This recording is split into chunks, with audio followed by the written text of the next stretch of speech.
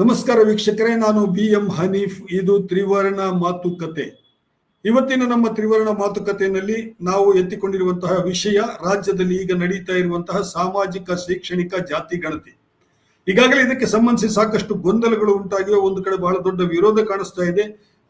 ಬಹಳ ಪ್ರಬಲವಾದಂತಹ ಜಾತಿಗಳ ಸಮುದಾಯದ ಯಾರಿದ್ದಾರೆ ಅವರೆಲ್ಲರೂ ಕೂಡ ಇದಕ್ಕೆ ವಿರೋಧ ಮಾಡ್ತಾ ಇದ್ದಾರೆ. ಅಂದ್ರೆ ಇದನ್ನು ಇನ್ನಷ್ಟು ಮುಂದಕ್ಕೆ ಹಾಕಿ ಸರಿಯಾದ ಪೂರ್ವ ಸಿದ್ಧತೆ ನಡೆದಿಲ್ಲ ಅಂತ ಕೆಲವರು ಹೇಳ್ತಾ ಇದ್ರೆ, ಇನ್ನು ಕೆಲವರು ರಾಜ್ಯ ಸರ್ಕಾರಕ್ಕೆ ಇದಕ್ಕೆ ಅಧಿಕಾರವೇ ಇಲ್ಲ ಅಂತ ಕೋರ್ಟಿಗೆ ಬೇರೆ ಹೋಗಿದ್ದಾರೆ. ಈ ಎಲ್ಲ ಗೊಂದಲದ ನಡುವೆ ರಾಜ್ಯದಲ್ಲಿ ಸಾಮಾಜಿಕ ಶೈಕ್ಷಣಿಕ ಜಾತಿ ಗಣತಿಯ ಕೆಲಸ ಶುರುವಾಗಿದೆ. ಮೊದಲ ದಿನ ಬಹಳ ತುಂಬಾ ಸ್ಲೋ ಆಗಿ ಕೆಲಸ ನಡೆದಿದೆ. ಎರಡನೇ ದಿನದಿಂದ ಸ್ವಲ್ಪ ವೇಗ ಪಡೆದುಕೊಂಡಿದೆ. ಈ ವಿಷಯಕ್ಕೆ ಸಂಬಂಧಿಸಿ ಇಲ್ಲಿರುವಂತಹ ಎಲ್ಲ ಪ್ರಶ್ನೆಗಳಿಗೆ ಸಂಬಂಧಿಸಿ ಈ ಸಾಮಾಜಿಕ ಶೈಕ್ಷಣಿಕ ಜಾತಿ ಗಣತಿಯ ಅಗತ್ಯ ಏನು ಮತ್ತು ಇದರಲ್ಲಿ ಮೇಲ್ವರ್ಗದವರಿಗೆ ಅಂದ್ರೆ ಮೇಲ್ಜಾತಿ ಅಂತ ನಾವೇನು ಪರಿಗಣಿಸ್ತೀವಿ, ಬಹಳ ಪ್ರಬಲ ಜನಾಂಗಗಳೇನಿದೆ ಅವರಿಗೆ ಏನಾದರೂ ತೊಂದರೆ ಇದೆಯಾ ಅಥವಾ ಸರ್ಕಾರ ಇದನ್ನು ಸರಿಯಾಗಿ ವೈಜ್ಞಾನಿಕವಾಗಿ ಮಾಡ್ತಾ ಇಲ್ವಾ? ಅದೇ ರೀತಿ ಈ ಸಮೀಕ್ಷೆಯಲ್ಲಿ ಬಂದಿರುವಂತಹ ಕ್ರಿಶ್ಚಿಯನ್ರು ಮತ್ತು ಹಿಂದೂ ಕ್ರಿಶ್ಚಿಯನ್ ಎನ್ನುವಂತಹ ಒಂದು ವೈರುಧ್ಯಗಳಿಗೆ ಸಂಬಂಧಿಸಿದಂತಹ ಒಂದು ವಿವಾದ ಏನಿದೆ ಅದಕ್ಕೆ ಸಂಬಂಧಿಸಿ ಏನ್ ನಡೀತಾ ಇದೆ ಅನ್ನುವಂಥ ಪ್ರಶ್ನೆಗಳನ್ನು ನಾವು ಈ ಚರ್ಚೆನಲ್ಲಿ ಎತ್ಕೊಂಡಿದ್ದೀವಿ. ನಮ್ಮ ಇವತ್ತಿನ ಅತಿಥಿ KN ಲಿಂಗಪ್ಪ ಅವರು. KN ಲಿಂಗಪ್ಪ ಅವರು ಕರ್ನಾಟಕದಲ್ಲಿ ಇವತ್ತು ಹಿಂದುಳಿದ ವರ್ಗಗಳ ಚಳವಳಿಗೆ ಸಂಬಂಧಿಸಿ ಮತ್ತು ಈ ಜಾತಿ ಚಳವಳಿಗಳಿಗೆ ಸಂಬಂಧಿಸಿ ಮತ್ತು ಕರ್ನಾಟಕದ ಜಾತಿ ಸ್ಟ್ರಕ್ಚರ್ಗೆ ಸಂಬಂಧಿಸಿ ಅತ್ಯಂತ ಅಧಿಕಾರಯುತವಾಗಿ ಮಾತನಾಡುವಂತಹವರಲ್ಲಿ ಒಬ್ರು. ಇವರು ಬಹಳ ಸ್ಪಷ್ಟವಾಗಿ ಈ ವಿಷಯಕ್ಕೆ ಸಂಬಂಧಿಸಿ ನಿಖರವಾಗಿ ಮತ್ತು ನಿರ್ದಿಷ್ಟವಾಗಿ ಮಾತಾಡ್ತಾರೆ ಮತ್ತು ಬಹಳ ನಿಷ್ಠುರವಾಗಿಯೂ ಕೂಡ ಮಾತಾಡ್ತಾರೆ. ನಮ್ಮ ಜೊತೆಗೆ ಅವರು ಮಾತುಕತೆಯಲ್ಲಿ ಈಗ ಭಾಗಿಯಾಗ್ತಾ ಇದ್ದಾರೆ. ಅವರಿಗೆ ನಾವು ಮುಖ್ಯವಾಗಿ ಯಾಕೆ ಈ ಕಾರ್ಯಕ್ರಮಕ್ಕೆ ಕರೆದಿದ್ದೀವಿ ಅಂತ ಹೇಳಿದ್ರೆ, ಅವರು ಹಿಂದೆ ಕಾಂತರಾಜು ಆಯೋಗದ ಸದಸ್ಯರಾಗಿ ಕೆಲಸ ಮಾಡಿದವರು ಮತ್ತು ಅಲ್ಲಿ ಸಾಕಷ್ಟು ವಿಚಾರಗಳನ್ನ ಈ ಜಾತಿ ಗಣತಿಗೆ ಸಂಬಂಧಿಸಿ ಸಾಮಾಜಿಕ ಶೈಕ್ಷಣಿಕ ಗಣತಿಗೆ ಸಂಬಂಧಿಸಿ ತಿಳಿದುಕೊಂಡಿದ್ದಾರೆ. ಅವರನ್ನು ಇವತ್ತಿನ ಕಾರ್ಯಕ್ರಮಕ್ಕೆ ನಾನು ಆಹ್ವಾನಿಸ್ತಾ ಇದ್ದೀನಿ ಮತ್ತು ಸ್ವಾಗತಿಸ್ತಾ ಇದ್ದೀನಿ. ಎಸ್ ಲಿಂಗಪ್ಪ ಸರ್, ನಮ್ಮ ತ್ರಿವರ್ಣ ನ್ಯೂಸ್ ನ ಮಾತುಕತೆ ಕಾರ್ಯಕ್ರಮಕ್ಕೆ ಸ್ವಾಗತ. ನಮಸ್ಕಾರ. ನಮಸ್ಕಾರ. ಎಸ್ ಸರ್, ಇವತ್ತು ಈಗ ರಾಜ್ಯದಲ್ಲಿ ಸಾಮಾಜಿಕ ಶೈಕ್ಷಣಿಕ ಜಾತಿ ಗಣತಿಯ ಕೆಲಸ ಶುರುವಾಗಿ 2 ದಿನ ಆಯ್ತು. ಮೊದಲ ದಿನ ಸಾಕಷ್ಟು ತೊಂದರೆಗಳು, ಗೊಂದಲಗಳು, ಬೇರೆ ಬೇರೆ ಕಾರಣಗಳೆಲ್ಲ ಕೇಳಿ ಬಂತು. ಪತ್ರಿಕೆಗಳಲ್ಲಿ ನಾವು ವರದಿಗಳನ್ನು ನೋಡಿದ್ವಿ. ಒಂದು ಕಡೆ ಸಾಕಷ್ಟು ಜನರು ಇಲ್ಲ ಗಣತಿಗೆ ಅನ್ನುವಂಥದ್ದು ಮಾತು ಬಂತು. ಇನ್ನು ಕೆಲವು ಕಡೆ ಸರಿಯಾದ ಸಾಮಗ್ರಿಗಳು ಅದಕ್ಕೆ ಸಂಬಂಧಿಸಿದ್ದು ಆ ಸಿಬ್ಬಂದಿಗೆ ಸಿಕ್ಕಿಲ್ಲ ಅನ್ನುವಂತಹ ಮಾತು ಬಂತು. ಆಯೋಗವು ಕೂಡ ಸ್ವಲ್ಪ ಈ ವಿಷಯದಲ್ಲಿ ಹೆಚ್ಚು ಚುರುಕಾಗಿಲ್ಲ, ಇನ್ನಷ್ಟು ಬೇಗ ಕೆಲಸ ಆಗ್ಬೇಕಾಗಿತ್ತು ಅನ್ನುವಂಥ ಮಾತು ಬಂತು. ಏನನ್ಸುತ್ತೆ ನಿಮಗೆ? ಹನೀಫ್ ಅವರೇ, ತಮ್ಮ ಮಾತಿನಂತೆ ಆಯೋಗ ತನ್ನ ಪ್ರಾರಂಭಿಕ ಕೆಲಸಗಳ ಬಗ್ಗೆ ಸ್ವಲ್ಪ ಎಡವಟ್ಟಾಯಿತು ಅಂತ ಅನಿಸುತ್ತೆ. ಅದು ಆಂತರಿಕವಾಗಿ ಕೆಲಸ ಮಾಡ್ಕೊಂಡಿರ್ಬೋದು. ಆದರೆ ಆಯೋಗ ಒಂದು ಕೆಲಸ ಮಾಡಬೇಕಾಗಿತ್ತು. ಈ ಕಳೆದ 3 ತಿಂಗಳ ಅವಧಿಯಲ್ಲಿ ಯಾವ್ಯಾವ ರೀತಿಯಲ್ಲಿ ಸಮೀಕ್ಷೆ ಮಾಡಲಿಕ್ಕೆ ಆಯೋಗ ತಯಾರಿ ಅಥವಾ ಸಿದ್ಧತೆ ಮಾಡಿಕೊಂಡಿದೆ ಅನ್ನೋದನ್ನು ಜನರಿಗೆ ತಿಳಿಸ್ಬೇಕಾಗಿತ್ತು. ತಿಳಿಸಿದಿದ್ದರೆ ಈ ಗೊಂದಲ ಮೂಡ್ತಿರ್ಲಿಲ್ಲ.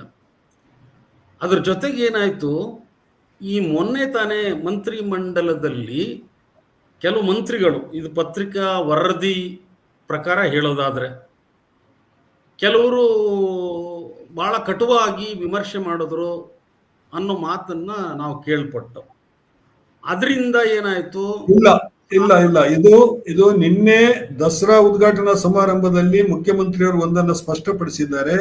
ಸಚಿವ ಸಂಪುಟದಲ್ಲಿ ಯಾರು ವಿರೋಧಿಸಿಲ್ಲ, ಈ ಸಮೀಕ್ಷೆಗೆ ಯಾರದೇ ವಿರೋಧ ಇಲ್ಲ ಅಂತ ಮಾತನ್ನು ಹೇಳಿದ್ದಾರೆ. ಆದ್ರೆ ನಾನು ಹೇಳೋದು, ಆಯೋಗ ಮತ್ತು ಹಿಂದುಳಿದ ವರ್ಗಗಳ ಸಚಿವಾಲಯ, ಸಚಿವರಿದ್ದಾರೆ, ಆಮೇಲೆ ಅಧಿಕಾರಿಗಳೆಲ್ಲ ಇದ್ದಾರೆ, ಇವರೆಲ್ಲ ಇನ್ನಷ್ಟು ಆಕ್ಟಿವ್ ಆಗಿ ಇದಕ್ಕೆ ಒಂದು ಪೂರ್ವ ಸಿದ್ಧತೆ ಮಾಡ್ಕೋಬೇಕಾಗಿತ್ತು. ಜನರಿಗೆ ತಿಳುವಳಿಕೆ ಕೊಡಬೇಕಾಗಿತ್ತು ಇನ್ನಷ್ಟು ವ್ಯಾಪಕವಾಗಿ. ಈಗ ಜಾತಿಯ ಪಟ್ಟಿಯ ರಿಲೀಸ್ ಮಾಡಿದ್ದು ಕೂಡ ಬಹಳ ಕೊನೆ ಕ್ಷಣದಲ್ಲಿ ಮಾಡಿದ್ದಾರೆ. ಅದನ್ನು ಇನ್ನೂ ಸ್ವಲ್ಪ ಬೇಗ ಮಾಡಬಹುದಾಗಿತ್ತು. ಜನ ಅದರಲ್ಲಿ ಹುಡುಕಾಡ್ಕೊಂಡು ತಮ್ಮ ಜಾತಿ ಯಾವುದು, ಒಳ ಜಾತಿ ಯಾವುದು, ಯಾವ ತರ ಸಿದ್ಧರಾಗಬೇಕು ಅನ್ನುವಂಥದ್ದು. ಆಮೇಲೆ ಈ ಗಣತಿಯ ಫಾರ್ಮ್ ಒಂದಿದೆಯಲ್ಲ, ಅದರದ್ದೊಂದು ಪ್ರಫಾರ್ಮ ಈ ತರ ಇರುತ್ತೆ, ಅದು ಇಷ್ಟೆಲ್ಲ ಇರುತ್ತೆ ನಿಮ್ಗೆ ಅನ್ನೋದನ್ನೆಲ್ಲ ಮೊದಲೇ ಸ್ವಲ್ಪ ಸರ್ಕಾರನೂ ಕೂಡ ಅದಕ್ಕೆ ಸ್ವಲ್ಪ ತಿಳುವಳಿಕೆ ಕೊಡುವಂತಹ ಕೆಲಸ ಅಲ್ಲಲ್ಲಿ ಪಕ್ಷದ ಕಾರ್ಯಕರ್ತರನ್ನು ಉಪಯೋಗಿಸ್ಕೋಬಹುದಾಗಿತ್ತು. ಅದಕ್ಕೆ ನೋಡಿ, ಈ ತರ ಸಮೀಕ್ಷೆ ನಡೀತದೆ, ಇದರಲ್ಲಿ ಈ ತರ ಇದೆ ಅಂತ ಹೇಳ್ಬಿಟ್ಟು 1 ತಿಂಗಳು ಮುಂಚೆನೆ 2 ತಿಂಗಳು ಮುಂಚೆನೆ ಕೆಲಸ ಶುರು ಮಾಡಿದ್ರೆ ಜನರಿಗೆ ಗೊಂದಲ, ಈಗ ಯಾರು ಗೊಂದಲ ಹುಟ್ಟಿಸ್ತಾರೆ ಈಗ ಕೆಲವರು ಬೇಕು ಅಂತೇಳಿ ಗೊಂದಲ ಹುಟ್ಟಿಸ್ತಾ ಇದ್ದಾರೆ, ಕೆಲವರು ನಿಜಕ್ಕೂ ಗೊಂದಲದಲ್ಲಿದ್ದಾರೆ. ಈ ಎರಡು ತರದ ಇದು ತಪ್ತಾ ಇತ್ತಲ್ವಾ, ಹಂಗನ್ಸಲ್ವಾ ನಿಮ್ಗೆ? ಸರಿ, ನೀವು ಹೇಳಿದ ಸರಿ. ಅವರೆಲ್ಲ ಮಾಡ್ಕೊಂಡಿದ್ರು, ಕೈಪಿಡಿನೂ ಸಹ ಹಚ್ಚಾಕ್ಸಿದ್ರು. ಆ ಕೈಪಿಡಿಗಳನ್ನ ಆ ಇತರೆ ಸಾಮಗ್ರಿಗಳ ಜೊತೆ ಎಲ್ಲ ಗಣತಿದಾರರಿಗೂ ಹಂಚೋ ಸಮಯದಲ್ಲಿ ಈ ಪ್ರಶ್ನೆ ಉದ್ಭವಿಸ್ತು ಮಂತ್ರಿಮಂಡಲದಲ್ಲಿ. ಅವ್ರು ಹೇಳ್ತಾರೆ, ಮುಖ್ಯಮಂತ್ರಿಗಳು ಹೇಳಿರ್ಬೋದು, ಹೇಳಿಲ್ಲದೆ ಇದ್ರೆ ಅಷ್ಟು ಹೊತ್ತಿನಲ್ಲಿ ಆಯೋಗದ ಎಲ್ಲ ಅಧಿಕಾರಿಗಳನ್ನ ಅಧ್ಯಕ್ಷರನ್ನ ಯಾಕೆ ಕರೆಸ್ಕೊಂಡ್ರು, ಪ್ರತ್ಯೇಕವಾಗಿ 6 ಜನ ಮಂತ್ರಿಗಳನ್ನ ಯಾಕೆ ನೀವು ಚರ್ಚೆ ಮಾಡಿ ಅಂತ ಬಿಟ್ಟರು, ಇವೆಲ್ಲ ಇಲ್ಲಿ ಪ್ರಶ್ನೆ ಉದ್ಭವಿಸ್ತವೆ. ಅದಿರ್ಲಿ, ಅವ್ರು ಹೇಳ್ಕೊಂಡಿರ್ಬೋದು, ಅದು ಬೇರೆ ವಿಷಯ. ಹಾಗಾಗಿ ಏನಾಯ್ತು, ಇಲ್ಲಿ ಪ್ರಮುಖವಾಗಿ ಬಂದಿದ್ದು ಒಂದು ಪ್ರಶ್ನೆ, 331 ಜಾತಿಗಳನ್ನ ಅನಗತ್ಯವಾಗಿ ಸೇರಿಸಿದ್ದಾರೆ ಅನ್ನೋದೊಂದು ಪ್ರಶ್ನೆ ಉದ್ಭವ ಆಯ್ತು. ನಾನು ಅವಾಗ ಯಾರನ್ನು ಕೇಳಿದೆ, 331 ಕ್ರಿಶ್ಚಿಯನ್ ಜಾತಿಗಳು ಹೇಳ್ತೀನಿ ಮುಂದೆ. 331 ಇಲ್ಲವೋ, 331 ಅಲ್ಲೇ ಹೇಳಿದ್ದು. 331 ಜಾತಿಗಳು ಯಾವುದು ಅಂತ ನನಗೆ ಪತ್ರಿಕೆಯವರು, ಹಿಂದೂ ಪತ್ರಿಕೆಯವರು, ಡೆಕ್ಕನ್ ಹೆರಾಲ್ಡ್ ಪತ್ರ ನನ್ನ ಕೇಳಿದ್ರು 331 ಅಂತ. ಆಮೇಲೆ ನಾನು ಆಯೋಗದ ಯಾರೊಬ್ರು ಕೇಳಿದಾಗ 331 ಅಲ್ಲ ಸರ್, ಅದು ಸ್ವಲ್ಪ ಕಮ್ಮಿ ಇದೆ ಅಂತ ಹೇಳಿದ್ರು. ಅದ್ಯಾವುದು ಅಂತ ಹೇಳಿದಾಗ, ಇಲ್ಲ ಅದನ್ನೇ ಲೆಕ್ಕ ಹಾಕ್ತಾ ಇದೀವಿ ನಾವು ಹೇಳ್ತೀವಿ ಅಂತ ಹೇಳಿದ್ರು. ಅಲ್ಲಿಗೆ ನಾನು ಸುಮ್ಮನಾದೆ, ಅವ್ರಿಗೆ ತೊಂದರೆ ಕೊಡಬಾರ್ದು ಅಂತ. ಅದು ಮುಖ್ಯವಾಗಿ ಅಲ್ಲಿ ಪ್ರಶ್ನೆ ಬಂದಿದ್ದೇನಪ್ಪ ಅಂತ ಅಂದ್ರೆ, ಈ ಹಿಂದೂಗಳಲ್ಲಿರ್ತಕ್ಕಂಥ ಕೆಲವು ಜಾತಿಗಳು ಕ್ರೈಸ್ತರಿಗೆ ಮತಾಂತರ ಹೊಂದಿದ ನಂತರ ಈ ಹಿಂದೂಗಳಲ್ಲಿರ್ತಕ್ಕಂಥ ಹೆಸರು ಏನಿದೆ ಆ ಹೆಸರುಗಳನ್ನ ಪೂರ್ವ ಭಾವಿ ಅಂದ್ರೆ ಪೂರ್ವ ಪದವಾಗಿ ಬಳಸಿಕೊಂಡು, ಉದಾಹರಣೆಗೆ Vokkaliga Christian, Lingayat Christian, Uppara Christian, ಮಡಿವಾಳ ಕ್ರಿಶ್ಚಿಯನ್ನು, ಈ ತರ ಇದನ್ನ ಇಟ್ಕೊಂಡಿತ್ತು. ಅದಕ್ಕೆ ಸ್ವಲ್ಪ ಏನಾಯ್ತು, ಅದಕ್ಕೆ ಏನ್ ಮಾಡಬೇಕು, ಈ ರೀತಿ ಬಂದಿದೆಯಲ್ಲ ಅಂತ ಅಂದಿದ್ದಕ್ಕೆ ಮಾನ್ಯ ಮುಖ್ಯಮಂತ್ರಿಗಳು ಆಯೋಗಕ್ಕೆ ಇದನ್ನ ತಿಳಿಸಿದ್ದಾರೆ. ಇದನ್ನ ನೋಡ್ರಿ, ಯಾವ ರೀತಿನಾದ್ರೂ ಅವಾಯ್ಡ್ ಮಾಡ್ರಿ ಅಂತ.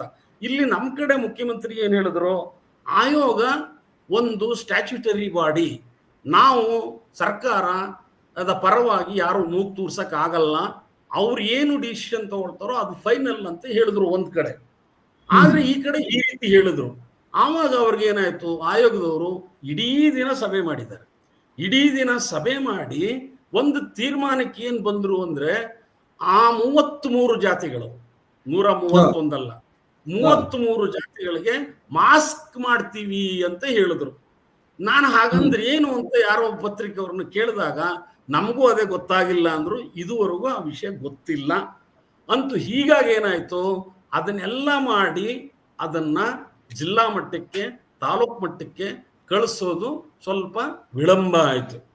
ಎರಡನೇದು, ನಾನು ಕೇಳಿದೆ ಪ್ರಿಯಾಪಟ್ಟಣ, KR ನಗರ ಇಲ್ಲೆಲ್ಲ ಕೇಳಿದಾಗ, ನಿನ್ನೆ ಸಂಜೆ ಆದ್ರೂ ಕೂಡ ಸಾಮಗ್ರಿಗಳನ್ನ ವಿತರಣೆ ಮಾಡಿರಲಿಲ್ಲ.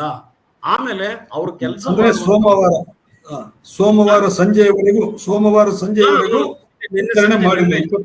22ನೇ ತಾರೀಕು ಇಲ್ಲ, ನಿನ್ನೆನೂ ಕೊಟ್ಟಿರ್ಲಿಲ್ಲ. ನಿನ್ನೆ ಸಂಜೆ ಕೊಟ್ಟಿದ್ದು ವಾಸ್ತವವಾಗಿ, ನಿನ್ನೆ ಸಂಜೆವರೆಗೂ ಕೊಟ್ಟಿರ್ಲಿಲ್ಲ. ಯಾಕೆಂದ್ರೆ ಹಾಗಾಗಿ ನನ್ನ ತಮ್ಮನ ಮಗನೇ ಈ ವಿಷಯ ನಾನು ಮುಟ್ಟಿಸ್ತ. ಹಾಗಾಗಿ ಏನಾಯ್ತು, ನಿನ್ನೆ ಬಹಳಷ್ಟು ಕಡೆ ಕೆಲಸ ಮಾಡಿಲ್ಲ. ಬೆಳಗಾಂನಲ್ಲಿ ಹೇಗೆ ಆಯ್ತೋ ಗೊತ್ತಿಲ್ಲ, ಅಲ್ಲಿ ಸ್ವಲ್ಪ ಕೆಲಸ ಮಾಡಿದ್ದಾರೆ. ಹೀಗಾಗಿ ಆಯೋಗದ ಮತ್ತು ಸರ್ಕಾರದ ನಡುವೆ ಇದ್ದಂತ ಕೆಲವು ಗೊಂದಲಗಳೇನಿತ್ತು, ಆ ಕಾರಣದಿಂದ ಗೊತ್ತಾದ ಸಮಯಕ್ಕೆ ಈ ಸಮೀಕ್ಷೆ ಪ್ರಾರಂಭ ಆಗ್ಲಿಕ್ಕೆ ಎಲ್ಲೋ ಒಂದು ಸ್ವಲ್ಪ ಎಡವಟ್ಟಾಗಿದೆ. ಅದನ್ನ ದೊಡ್ಡದು ಮಾಡಕ್ ಆಗಲ್ಲ ನಾವು, ಯಾಕೆಂದ್ರೆ ಇದು ಸಮಗ್ರವಾಗಿ 7 ಕೋಟಿ ಜನ ನಾವು ಸಮೀಕ್ಷೆ ಮಾಡುವಾಗ ಸಿದ್ಧತೆಯಲ್ಲಿ ತಪ್ಪು ಆಗ್ತವೆ. ತಪ್ಪನ್ನ ಸರಿಪಡಿಸ್ಕೊಂಡು ಅದನ್ನ ಜೋಪಾನವಾಗಿ ನಾವು ಮುಂದುವರಿಯದೆ ಅದು ಸಿದ್ಧತಾ, ಅದೊಂದು ಒಳ್ಳೆ ಕಾರ್ಯಕ್ರಮ ಅಂತ ನನ್ಗೆ ಅನ್ನಿಸ್ತದೆ. ಹಾಗಾಗಿ ನಿನ್ನೆ ನಾನು ಯಾವುದೋ ಪತ್ರಿಕೆಯಲ್ಲಿ ನೋಡಿದಾಗ ಕೇವಲ 2,500 ಏನು ಸಮೀಕ್ಷೆ ಆಗಿದೆ ಅಂತ. ಆದ್ರೆ ಅದನ್ನ ಬಿಜೆಪಿಯವರು, ವಿರೋಧ ಪಕ್ಷದವರು ಏನ್ ಹೇಳ್ಕೊಂಡಿದ್ದಾರೆ ಅಂದ್ರೆ, ಅದು ಟುಸ್ ಅಂದೋಯ್ತು ಅಂತ ಹೇಳಿ ಮಾತಾಡಿ ಕೇವಲ 10,000 ಆಗಿದೆ, ಪ್ರಾರಂಭ ಈ ರೀತಿ ಆದ್ರೆ ಇವರು ಮುಗಿಸಲ್ಲ ಅನ್ನೊಂದು ಅಬದ್ಧವಾಗಿ ಮಾತಾಡಿದ್ದಾರೆ. ಅದರಲ್ಲೂ ವಿಪಕ್ಷ ನಾಯಕರು ಏನ್ ಹೇಳಿದ್ದಾರೆ ಅಂದ್ರೆ, ನನಗೆ ಯಾಕೆ ಈ ಮಾತು ಹೇಳಿದ್ರು ಅಂತ ನನಗೆ ಗೊತ್ತಾಗಿಲ್ಲ. ಆ ಮಾತು ಆಡಬಾರ್ದಾಗಿತ್ತು. ಅವರು ಏನ್ ಹೇಳಿದ್ದಾರೆ ಅಂದ್ರೆ, ಸಿದ್ದರಾಮಯ್ಯನವರು ಮನೆಯಲ್ಲಿ ಕೂತ್ಕೊಂಡು ದತ್ತಾಂಶಗಳನ್ನ ಹೆಣಿತಾರೆ, ಆ ದತ್ತಾಂಶಗಳನ್ನ ಆಯೋಗಕ್ಕೆ ಕೊಡ್ತಾರೆ, ಆಯೋಗ ಪುನಃ ಅದನ್ನ ಸರಿಪಡಿಸಿ ಸಿದ್ಧಪಡಿಸಿ ಮತ್ತೆ ಸರ್ಕಾರ ಕೊಡುತ್ತೆ ಅನ್ನೋ ಮಾತನ್ನ ಹೇಳ್ಬಹುದಾ? ಅಂದ್ರೆ ಇನ್ನೂ ನಾವು ಸಮೀಕ್ಷೆನೆ ಮಾಡಿಲ್ಲ. ಸಮೀಕ್ಷೆ ಹೇಗ್ ಮಾಡ್ತಾ ಇದ್ದಾರೆ ಅಂತ ಜಗತ್ತಿಗೆ ಗೊತ್ತಾಗಿದೆ ಈಗ. ಅಂತಾದ್ರಲ್ಲಿ ಒಬ್ಬ ಸರ್ಕಾರದ ಪ್ರತಿಪಕ್ಷದ ನಾಯಕನಾಗಿ, ಅದೇನೋ ಛಾಯಾ ನಾಯಕ ಅಂತ ಬೇರೆ ಏನು ಹೇಳ್ತಾರೆ, ಮುಖ್ಯಮಂತ್ರಿ ಅಂತಾರೆ, ಮುಖ್ಯಮಂತ್ರಿ ಅಂತ ಹೇಳ್ತಾರೆ, ಅವ್ರ ಬಾಯಲ್ಲಿ ಮಾತು ಬರ್ಬೋದ? ಅಂದ್ರೆ ಇದರಲ್ಲಿ ನಾನೊಂದು ಒಳ ಗುಟ್ಟನ್ನ ನಾನು ಹೇಳಕ್ ಸಿದ್ಧಪಡ್ತೀನಿ ಸಂದರ್ಭದಲ್ಲಿ. ಅಂದ್ರೆ ಇವ್ರು ಯಾವುದೇ ಕಾರಣಕ್ಕೂ ಇದು ಸರಿಯಾದ ರೀತಿಯಲ್ಲಿ ನಡಿಬಾರ್ದು, ಮುಂದೆ ಆದ್ರೂ ನಾವು ಈ ಸಮಸ್ಯೆನ ಈ ವಿಷಯಕ್ಕೆ ತಂದೊಡ್ತೀವಿ ಅನ್ನೋ ಅಭಿಲಾಷೆಯ ಮನೋಗತ ಅವರಲ್ಲಿದೆ ಅಂತ ಕಂಡು ಬರ್ತದೆ. ಹೌದು. ಇಲ್ಲಿ ಆರಂಭದಲ್ಲಿ ನಾನು ಗಮನಿಸಿದ ಹಾಗೆ ಕೆಲವು ಸಹಜವಾಗಿ ಜನರಲ್ಲಿ ಮತ್ತು ಸಿಬ್ಬಂದಿನಲ್ಲಿ ಗೊಂದಲ ಆಗಿದೆ. ಇನ್ನು ಕೆಲವರು ಉದ್ದೇಶಪೂರ್ವಕವಾಗಿ ಗೊಂದಲವನ್ನು ಸೃಷ್ಟಿಸೋದಕ್ಕೆ ಪ್ರಯತ್ನಿಸ್ತಾ ಇದ್ದಾರೆ. ಅದಕ್ಕೆ ಕಾರಣ ಏನು ಅಂತ ಹೇಳಿದ್ರೆ, ಯಾವುದೇ ಕಾರಣಕ್ಕಾದ್ರೂ ಈ ಜಾತಿ ಗಣತಿ ನಡೀಬಾರದು, ಈ ಸಾಮಾಜಿಕ ಶೈಕ್ಷಣಿಕ ಗಣತಿ ನಡೀಬಾರದು ಅನ್ನುವಂಥದ್ದು ಅವರ ತಲೆಯಲ್ಲಿದೆ. ಅದಕ್ಕೆ ಕಾರಣ ಇರ್ಬೋದು. ಅದರ ರಾಜಕೀಯ ಕ್ರೆಡಿಟ್ ಏನಾದ್ರು, ಪೊಲಿಟಿಕಲ್ ಕ್ರೆಡಿಟ್ ಕಾಂಗ್ರೆಸ್ ಪಕ್ಷಕ್ಕೆ ಹೋಗುತ್ತೆ ಅಥವಾ ಸಿದ್ದರಾಮಯ್ಯ ಅವರಿಗೆ ಹೋಗುತ್ತೆ, ಅದಕ್ಕೆ ನಾವು ಬಿಡಬಾರ್ದು ಅಂತ ಇರ್ಬೋದು. ಅಥವಾ ಪ್ರತಿಪಕ್ಷ ಏನು ಇವತ್ತು ಬಿಜೆಪಿ ಇದೆ, ನೀವು ಅಶೋಕ್ ಅವರ ಬಗ್ಗೆ, ನೀವು ಪ್ರತಿಪಕ್ಷ ನಾಯಕರ ಬಗ್ಗೆ ನೀವು ಉಲ್ಲೇಖ ಮಾಡಿದ್ರಿ, ಬಿಜೆಪಿ ಅವರಿಗೆ ಇರ್ಬೋದು ಏನು ಅಂತ ಹೇಳಿದ್ರೆ, ಇದು ನಮ್ಮ ವೋಟ್ ಬ್ಯಾಂಕ್ ಆಗಿರುವಂತಹ ಅಪ್ಪರ್ ಕಾಸ್ಟ್ ನವರ ಹಿತಾಸಕ್ತಿಗೆ ವಿರುದ್ಧವಾಗಿದೆ ಅಂತ. ಇದನ್ನು ನಾನು ನಿಮಗೆ ಕೇಳಲಿಕ್ಕೆ ಬಯಸ್ತೀನಿ. ನೀವು ಬಹಳಷ್ಟು ವರ್ಷಗಳ ಕಾಲ ಈ ವಿಷಯಕ್ಕೆ ಸಂಬಂಧಿಸಿ ಸಾಕಷ್ಟು ಅಧ್ಯಯನವನ್ನು ಮಾಡಿದವರು, ಇವತ್ತು ಅಧಿಕಾರಯುತವಾಗಿ ಈ ವಿಷಯಕ್ಕೆ ಸಂಬಂಧಿಸಿ ಮಾತನಾಡುವ ಒಬ್ಬರಲ್ಲಿ ನೀವು ಒಬ್ಬರು, ನಮ್ಮ ಕರ್ನಾಟಕದಲ್ಲಿರುವ ಕೆಲವೇ ಮಂದಿಗಳಲ್ಲಿ ನೀವು ಒಬ್ಬರು. ಈ ಹಿಂದೆ ಕಾಂತರಾಜು ಆಯೋಗದ ವರದಿಯ ಸಮೀಕ್ಷೆ ನಡೆದಾಗಲೂ ಕೂಡ ಇಂಥದ್ದೆಲ್ಲ ಅಪಸ್ವರಗಳು ಬಂದಿತ್ತು. ಇದು ಯಾಕೆ ಈ ಗೊಂದಲ ಬಂತಿದ್ದು? ಇದು ಈಗ ಗಣತಿ ಎಲ್ಲ ಜಾತಿಯವರದ್ದು ಮಾಡ್ತಾರೆ ಅಂತ ದತ್ತಾಂಶಗಳು, ಅಂದ್ರೆ ಅಲ್ಲಿ ಎಷ್ಟು ಎಜುಕೇಶನ್ ಇದೆ, ಎಷ್ಟು ಸರ್ಕಾರಿ ನೌಕರಿನಲ್ಲಿದ್ದಾರೆ, ಅವರ ಆರ್ಥಿಕ ಪರಿಸ್ಥಿತಿ ಹೇಗಿದೆ, ಇದು ಎಲ್ಲವೂ ಕೂಡ ಎಲ್ಲ ಜಾತಿಯವರದ್ದು ಗೊತ್ತಾಗುತ್ತೆ. ಹಾಗಿರುವಾಗ ಇದು ಕೇವಲ ಹಿಂದುಳಿದ ವರ್ಗದವರಿಗೆ ಮಾತ್ರ ಇದು ಅನುಕೂಲ ಆಗುವಂತಹದ್ದು. ಇದು ಜಾತಿ ಗಣತಿ ಅಂತ ಇದಕ್ಕೆ ಒಂದು ಕೇವಲವಾದಂತಹ ರೀತಿಯಲ್ಲಿ ಮಾತಾಡುವಂತಹದ್ದು ಯಾಕೆ ಈ ತರ ಮಾಡ್ತಾ ಇದ್ದಾರೆ? ಇದು ಸ್ವಲ್ಪ ಹಿಂದಕ್ಕೆ ಹೋಗ್ಬೇಕು. ಏಕೆಂದ್ರೆ ನಾವು ಈ ಸಂದರ್ಭದಲ್ಲಿ ಅವ್ರಿಗೆ ನೆಪ ಮಾತ್ರ, ಯಾವುದಾದ್ರೂ ಒಂದು ಮುಳುಗುವವನಿಗೆ ಒಂದು ಇದು ಆಸರೆ, ಒಂದು ಉಲ್ಕಡ್ಡಿ ಆಸರೆ, ಅಥವಾ ತನ್ನಿಗೆ ಏನಾದ್ರೂ ಹೇಳ್ಬೇಕಂದ್ರೆ ಒಂದು ನೆಪ ಸಿಕ್ಕಿದ್ರೆ ಅದನ್ನ ಬೆಟ್ಟ ಮಾಡುವಂತ ಕಲೆ ಕರಗತವಾಗಿದೆ ಅವರಿಗೆ. ಅದು ಇದೊಂದೇ ಅಲ್ಲ, ಬೇಕಾದಷ್ಟನ್ನ ನಾವು ನೋಡ್ಕೊಂಡು ಬಂದಿದ್ದೀವಿ. ಹಾಗಾಗಿ ಅವರು ಒಂದು ಸಣ್ಣ ಸಮಸ್ಯೆಯನ್ನ ತಗೊಂಡೋಗಿ ಬೆಟ್ಟ ಮಾಡಿ ಇದು ಯಾವ ರೀತಿ ಆದರೂ ಆಗಕೂಡಬಾರದು. ಕಾರಣ ಇಷ್ಟೇ ನೋಡಿ, ಈಗ ಸ್ವಾತಂತ್ರ್ಯ ಬಂದಲ್ಲಿ ಆಗಾಯತಿಂದಾನೂ ಕೂಡ ನಮ್ಗೆ 1952ರಲ್ಲಿ ಸ್ವಾತಂತ್ರ್ಯ ಬಂತು, 56ರಲ್ಲಿ ರಾಜ್ಯ ಪುನರ್ವಿಂಗಡಣೆ ಆಯಿತು. ಈಗ ಸದ್ಯ 224 ಅಸೆಂಬ್ಲಿ ಕ್ಷೇತ್ರಗಳಿದ್ದಾವೆ. ಅಸೆಂಬ್ಲಿ ಕ್ಷೇತ್ರಗಳಲ್ಲಿ ಸುಮಾರು 100ಕ್ಕೂ ಹೆಚ್ಚು ಜನ ಲಿಂಗಾಯತರು, ಒಕ್ಕಲಿಗರೇ ಇದ್ದಾರೆ. ಅವ್ರನ್ನ ಯಾವ ರೀತಿ ವಿಧಾನ, ಮೆಥಡಾಲಜಿ ಉಪಯೋಗಿಸಿ ಪಕ್ಷಗಳು ಅವ್ರನ್ನ ಆಯ್ಕೆ ಮಾಡ್ತಾರೆ ಅಂತ ನಮಗೆ ಗೊತ್ತಿಲ್ಲ, ಇರ್ಲಿ ಬಿಡಿ, ಆ ವಿಷಯ ಬೇಡ. ಈಗ ಏನಾಗ್ತಾ ಇದೆ, ಅವರು ಕೇವಲ ತಲೆ ಜನಸಂಖ್ಯೆ ಅಷ್ಟನ್ನೇ ಎಣಿಸ್ಕೊಂಡು ಅವರು ನಮ್ಮ ಸಂಖ್ಯೆ ಏನಾದರೂ ಕಡಿಮೆ ಅಂತ ಏನಾದರೂ ಗೊತ್ತಾದರೆ, ಈ ಹಿಂದುಳಿದ ವರ್ಗಗಳಲ್ಲಿ ಯಾವುದಾದ್ರೂ ಸಮುದಾಯ ನಾವು ಇಷ್ಟು ಸಂಖ್ಯೆಯಲ್ಲಿದ್ದೀವಿ ಅಂತ ಪಕ್ಷದ ಮುಂದೆ ತಮ್ಮ ಅಹವಾಲನ್ನು ಮಂಡಿಸ್ತವೆ. ಆವಾಗ ನಮಗಿರ್ತಕ್ಕಂಥ ಏನು ರಾಜಕೀಯ ಪ್ರಾತಿನಿಧ್ಯ ನಮಗೆ ಕಡಿಮೆಗೊಳ್ತದೆ, ನಮಗೆ ಬರ್ತದೆ ಅನ್ನೋ ಒಂದು ಮನೋಗತ ಅವರಲ್ಲಿ ಮೂಡಿಬಿಟ್ಟಿದೆ. ಅದ್ರ ಜೊತೆಗೆ ಅವ್ರು ಇದನ್ನು ಅರ್ಥ ಮಾಡ್ಕೊಂಡಿಲ್ಲ. ಒಂದು ನಿಮಿಷ ಅರ್ಥ ಮಾಡ್ಕೊಂಡಿಲ್ಲ.